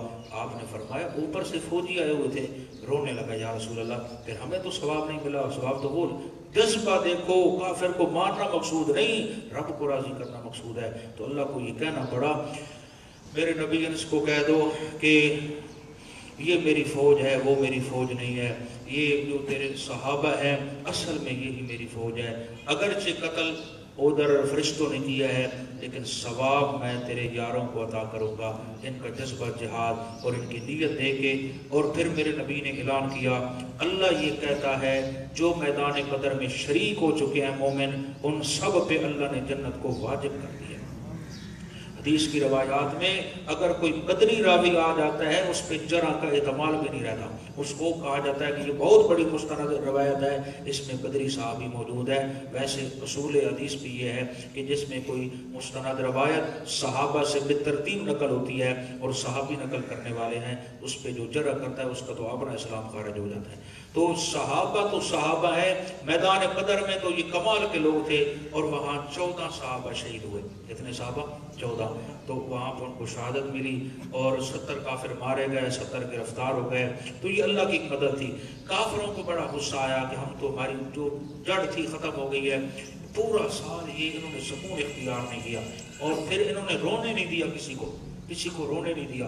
انسان کی فطرت ہے یہ آنسوں کا نکلنا، یہ بھی اللہ کی رحمت ہوتی ہے، اگر یہ تھوڑے سے آنسو نکل جائیں طبیعت فریش ہو جاتی ہے۔ انہوں نے کہا کوئی عورت بیان نہ کرے، کوئی بندہ روئے نہیں، ہمارے بندے مارے گئے، غم اندر رہے گا، ان میں جذبہ آئے گا، پھر یہ لڑیں گے، اگلے سال پھر ہم مقابلہ کریں گے۔ انہوں نے پورا سال محنت کی، میدان احد میں پھر دوبارہ میدان سجایا گیا۔ یہ جو اب ہم منظر پڑھ رہے ہیں یہ میدان احد کا ہے۔ میرے نبی نے جمعے کا خطبہ دیا، وہاں پہ عظمت جہاد پہ تقریر کی اور فرمایا بھائی جنت کی ٹکٹیں بانٹی جا رہی ہیں، تشریف لے آؤ بھائی صحابہ، بھائی سہمت کرو۔ مشورہ یہ چل رہا تھا مدینے میں رہ کے لڑیں یا احد کے دامن میں جا کے لڑیں، تو مشورے میں یہ بات فائنل ہو گئی احد میں جا کے لڑیں۔ آقا کی خواہش یہ تھی کہ ہم مدینے میں رہ کے لڑیں تاکہ ہمارے لڑنے میں آسانی ہو جائے، کہ ہم تھوڑے ہیں وہ زیادہ ہیں، تو یہاں پہ ہم اپنی ترتیب سے لڑ سکتے ہیں۔ اکثر صحابہ کی جب یہ رائے آئی نا کہ ہم وہاں جا کے لڑیں گے، تو آپ نے فرمایا ٹھیک ہے اگر تمہاری یہ رائے ہے پھر میں بھی تیار ہوں۔ جب بعد میں صحابہ کے ذہن میں آیا او ہو یہ بات تو آقا کی ٹھیک تھی، پھر کہا جب آقا گھر گئے امی عائشہ کے حجرے میں پہنچے، وہاں سے زرہ پہنی، جنگی لباس پہنا، عصر کے قریب آپ نکلے، کہا چلو جی لشکر روانہ کرو، راستے میں رات آرام کریں گے، پھر احد کے دامن میں جا کے مقابلہ ہوگا، اس کے قریب پڑاؤ ڈالیں گے۔ صحابہ نے بڑی محنت کی یا رسول اللہ ہم سے بھول ہوئی ہے، آپ جو فرما رہے آپ نے فرمایا نہیں، کوئی بھی سچا نبی جب وہ جنگی لباس پہن لیتا ہے جب تک جنگ نہ ہو یا فتح نہ ملے اس وقت تک وہ نہیں اتارا کرتا۔ اب کوئی میرے ساتھ نہیں بھی چلے گا تو میں اکیلا جا کے جہاد کروں گا، لہذا پھر سب چلے۔ اور بعد میں پھر یہ کہتے تھے کہ وہاں جو ازمائش آئی تھی وہ شاید ہماری اسی بات سے آئی ہو کہ فتح تو مل گئی، خاص ایک درہ تھا خفیہ راستہ، دو ساتھی احد کا دامن دیکھ کے آئے ہیں، چھوٹا خفیہ راستہ تھا، کیونکہ خالد بن ولید ابھی مسلمان نہیں ہوئے تھے، جنگ میں یہ بڑا ماہر آدمی تھا۔ یہ تقریباً علماء نے لکھا 124 جنگوں میں اس نے شرکت کی ہے، 124 جنگوں میں۔ تو جنگیں بھی ایسے نہیں ہوتی تھی کہ ڈانگ چھوٹا، تلواریں سامنے کڑل کڑل ادھر ٹوٹ رہی ہیں تلواریں۔ اور خالد وہ بندہ ہے جس کو بعد میں یعنی میرے نبی نے جب اسلام قبول کیا اس نے سیف اللہ کا لقب دیا۔ جب مرنے لگے تو کہتے ہیں میرے وجود پہ 4 انگلیوں کے برابر کوئی جگہ نہیں ہے جس پہ مجھے جنگ میں زخم نہ ہوا ہو، میرا پورا وجود زخمی ہے، لیکن کہتے ہیں اس دلوں کو میرا پیغام دے دو، موت تو جہاں اللہ نے لکھ دیا وہیں آنی ہے۔ اتنی جنگوں میں شرکت کرنے کے باوجود مجھے میدان میں موت نہیں آ رہی، میں بستر پہ مر رہا ہوں۔ تو یہ اللہ کی طرف سے، کیونکہ آقا نے فرما دیا تھا یہ سیف اللہ ہے، یہ اللہ کی تلوار ہے، تو اللہ اپنی تلوار کو پھر ڈوبنے نہیں دیتا تھا۔ اس نے اسی طرح پھر میرے نبی کی بات کا یعنی اس طرح اس کو شہرت دی اور حفاظت فرما لی۔ تو خالد نے جب دیکھا رب ابتدائی جب جنگ ہوئی نا سامنا، میرے نبی نے جو ترتیب بنائی، صفیں بنائی، تو اس میں کافروں کو پہلے مرحلے میں شکست ہو گئی، گھبرا کے میدان اکھڑ گیا ان کا اور بھاگے وہاں سے پاؤں نکلے۔ تو جب وہ خفیہ راستہ تھا جہاں 50 خاص اس خفیہ راستے پہ، ان میں تھوڑا سا اجتہادی بھول ہوئی کہ مقصد فتح تھی وہ ہو گئی ہے، اب ہمیں جانا چاہیے۔ اتنی سی مسٹیک میں اللہ نے فتح کو شکست میں بدل دیا۔ خالد نے فوری اسی راستے خفیہ سے سوار داخل کیے، یہ اپنی تلواریں نہموں میں ڈال کے مل رہے تھے۔ اچانک جب دھاوا بولا گیا، پھر جو سامنے آیا وہ شہید ہوتا گیا۔ ایسی پوزیشن بن گئی کہ میرے نبی کو بھی وہاں پہ ایک ظالم نے جب تلوار ماری تو آپ ایک گڑھے میں گر گئے، اور جنگی ٹوپی کی کڑیاں آپ کے رخساروں میں داخل ہو گئی، اور سامنے کے دندان مبارک شہید ہو گئے۔ وہاں حضرت مصعب شہید ہوئے تو اس شیطان نے خبر مشہور کی ان محمد قد قتل، کہ آقا کو شہید کر دیا گیا ہے۔ اس خبر نے صحابہ کے پاؤں تلے سے زمین نکالی۔ پھر زوردار صحابہ نے تقریریں کی اور بیانات، نعرے لگائے کہ آؤ ہم جس کام میں نبی نے جان دیا ہم بھی دیں گے۔ تو بہرحال سب جب منظم ہوئے، دیکھا کہ آپ زخمی ہیں لیکن ابھی دنیاوی حیات میں ہیں، تو بہرحال مدینے تک یہ خبر پہنچی، جس میں حضرت فاطمہ الزہرا کو بھی آنا پڑا، اور آقا کی پھوپھی صفیہ بھی تشریف لائی، اور اس طرح اور باتیں بھی ہیں، وہ بھی انشاءاللہ آگے پڑھیں گے۔ اس مقام پہ اتنی بات ذہن میں رہے کہ اللہ نے وہاں پہ پھر آزمائش ایسا ڈالا، امیر حمزہ کی شہادت ہے، باقی صحابہ کی شہادتیں ہیں۔ تو یہاں اس مسئلے کے بیان کرنے کا مطلب یہ ہے کہ تم جتنا میرے نبی کی شریعت پہ عمل کرو گے اتنی تمہیں کامیابی ملے گی۔ اتنی بڑی جماعت جس کی عظمت میں نے خود بیان کی ہے، اگر وہ بھی تھوڑی سی مسٹیک اجتہادی کر دیتی ہے تو میں اسے بھی آزمائش کے اندر ڈال دیا کرتا ہوں۔ کہو تو ایک رکوع پڑھ لیں، چلو ماشاءاللہ۔ وَإِذْ غَدَوْتَ مِنْ أَهْلِكَ تُبَوِّئُ الْمُؤْمِنِينَ، اور یاد کرو جب صبح کو نکلے تھے، نکلا تھا میرا نبی اپنے گھر سے، گھر سے بھی میں ایک جملہ سنانا بھول گیا ہوں، من اہلکا، اپنے گھر سے جب نکلے تھے تو مراد بی بی عائشہ کا حجرہ ہے۔ اس سے میری ماں کا ایمان بھی ثابت ہوتا ہے، اعمال صالحہ بھی ثابت ہوتے ہیں۔ حضرت نوح علیہ السلام کے بیٹے کے بارے میں اللہ نے کہا تھا یا نوح انہو لیس من اہلک انہو عمل غیر صالح، تو یہ اشارہ ہے کہ امی عائشہ ایمان میں بھی کامل تھی، عمل میں بھی کامل ہے۔ تو بوئ المؤمنین مقاعد للقتال، معمور کرنے کے لیے مومنوں کو جنگی مورچوں پر۔ جب میرا نبی گھر سے نکلا، مسلمان جو احد کے میدان میں، ان کی تعداد 700 تھی جی، پوری فوج کے پاس 2 گھوڑے تھے، اور 300 منافق عین میدان کے اندر بھاگ گئے جی۔ پورا 1000 بندہ تھا، 300 بھاگ گئے، 700 رہ گئے جی میدان احد کے اندر جی۔ اور کافروں کی تعداد 3000 تھی، کتنی جی؟ 3000 کے مقابلے میں 700 بندہ تھا جی۔ فرمایا اذ ہمت طائفتان منکم ان تفشلا، جب قصد کیا 2 گروہوں نے تم میں سے بزدلی کا، ایسے بندے تھے جو بعد میں کہنے لگے جی یہیں رہ کے جنگ کرتے ہیں، واللہ ولیہما، حالانکہ اللہ ان کا مددگار تھا، پھر ہمت اس نے خود ہی عطا کر دی اور وہ بھی ساتھ چل پڑے۔ وعلی اللہ فلیتوکل المؤمنون، باز اللہ ہی پر چاہیے کہ بھروسہ کرے مومن، وہ اگر کسی اور چیز پہ بھروسہ کرے گا تو آزمائش میں آ جائے گا۔ وَلَقَدْ نَصَرَكُمُ اللَّهُ بِبَدْرٍ، اور مدد کر چکا ہے اللہ تمہاری غزوہ بدر میں، وَأَنْتُمْ أَذِلَّةٌ، حالانکہ تم وہاں پہ تو بڑے کمزور اور قلیل گنے چنے بندے تھے۔ فَاتَّقُوا اللَّهَ، چاہے جنگ کا مسئلہ ہو تب بھی ڈرا کرو تو کس سے؟ اللہ ہی سے۔ لعلکم تشکرون، تاکہ اس کی نعمت کا شکر ادا کرو۔ اذ تقول للمؤمنین الن یکفیکم، اور جب کہہ رہے تھے مومن کیا کافی نہیں ہے تمہارے لیے، ایمدکم ربکم بثلاثۃ آلاف من الملائکۃ منزلین، یہ بات کہ مدد کرے تمہارا رب بثلاثۃ آلاف من الملائکہ، 3000 فرشتوں سے، منزلین جو اتارے۔ بیت اللہ جو تمام مراکز توحید ہیں ان کے امام کا تذکرہ تھا۔ وَاعْتَصِمُوا بِحَبْلِ اللَّهِ جَمِيعًا، اس کتاب کا تذکرہ تھا جو ساری آسمانی کتابوں کی سردار قرآن ہے۔ كُنْتُمْ خَيْرَ أُمَّةٍ أُخْرِجَتْ لِلنَّاسِ، پھر اس امت کا تذکرہ تھا جو تمام امتوں کی سردار ہے۔ پھر غزوہ احد کی بات شروع کی، اور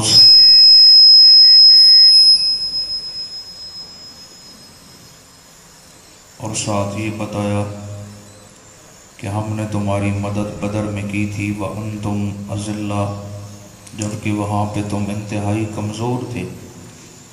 313 ٹوٹل 8 تلواریں، تو تم میدان میں اترے مجھ سے مدد مانگ کر، میں نے تمہیں بہت بڑی فتح عطا فرمائی اور کفر کی میں نے جڑ کاٹ دی۔ اب کچھ آیات بینات سے غزوہ احد کا پس منظر شروع ہے، جس میں بدر میں شکست کھانے کے بعد مشرکین نے پورا سال تیاری کی اور میدان احد میں آئے۔ اس مسئلے کو بیان کرتے کرتے درمیان میں یہ فرمایا کہ تمہیں تو چاہیے یہ تھا کہ تم مال میرے راستے پہ خرچ کرتے، تمہاری حالت یہ ہے کہ تم قرضہ بھی دو تو بغیر سود کے نہیں دیتے، تو یہ ایمان کا نعرے لگانے کا فائدہ نہیں ہوگا۔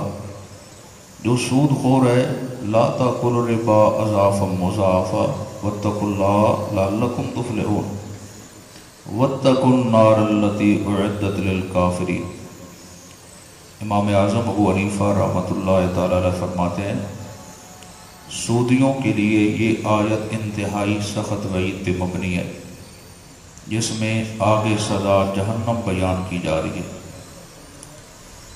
اگر سود کو گناہ سمجھ کے کھایا جائے کیا جائے تو یہ عمل ضائع کر دیتا ہے بندے کی، جو مرضی عمل کرتا رہے قبول نہیں ہوگی۔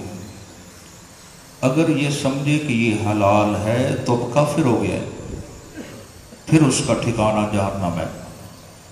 اگر سمجھے کہ ہے گناہ پھر کھا رہا ہے، حرام کھانے سے عبادت کا ایک ہی قبول ہوگی، وہ جو مرضی کرتا رہے، اس کا کوئی فرض، کوئی نفل، کوئی تہجد، کوئی زکوٰۃ، کوئی جہاد، کوئی حج، کچھ بھی نہیں ہے، فارغ ہے وہ۔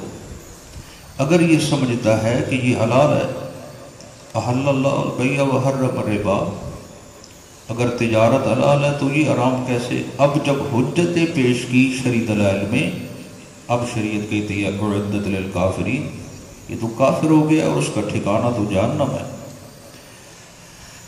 سود جو ہے یہ انتہائی مذموم عمل ہے، ناپسندیدہ عمل ہے،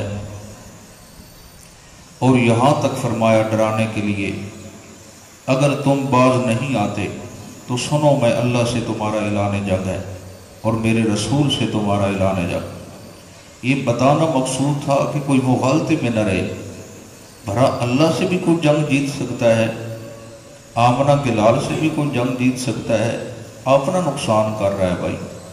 تو محترم سامعین، یہ بڑی اشد ضرورت ہے کہ ہم اپنی زندگیاں آقا کی شریعت کے مطابق ڈالیں۔ اس کے اندر بہت ساری اللہ نے برکتیں رکھی ہیں۔ لقمہ حلال تھوڑا ہی کیوں نہ ہو، اس میں اللہ نے بڑی برکت رکھی۔ آپ کو عبادت میں سکون ملے گا، آپ سوئیں گے تو سکون ملے گا، آپ تجارت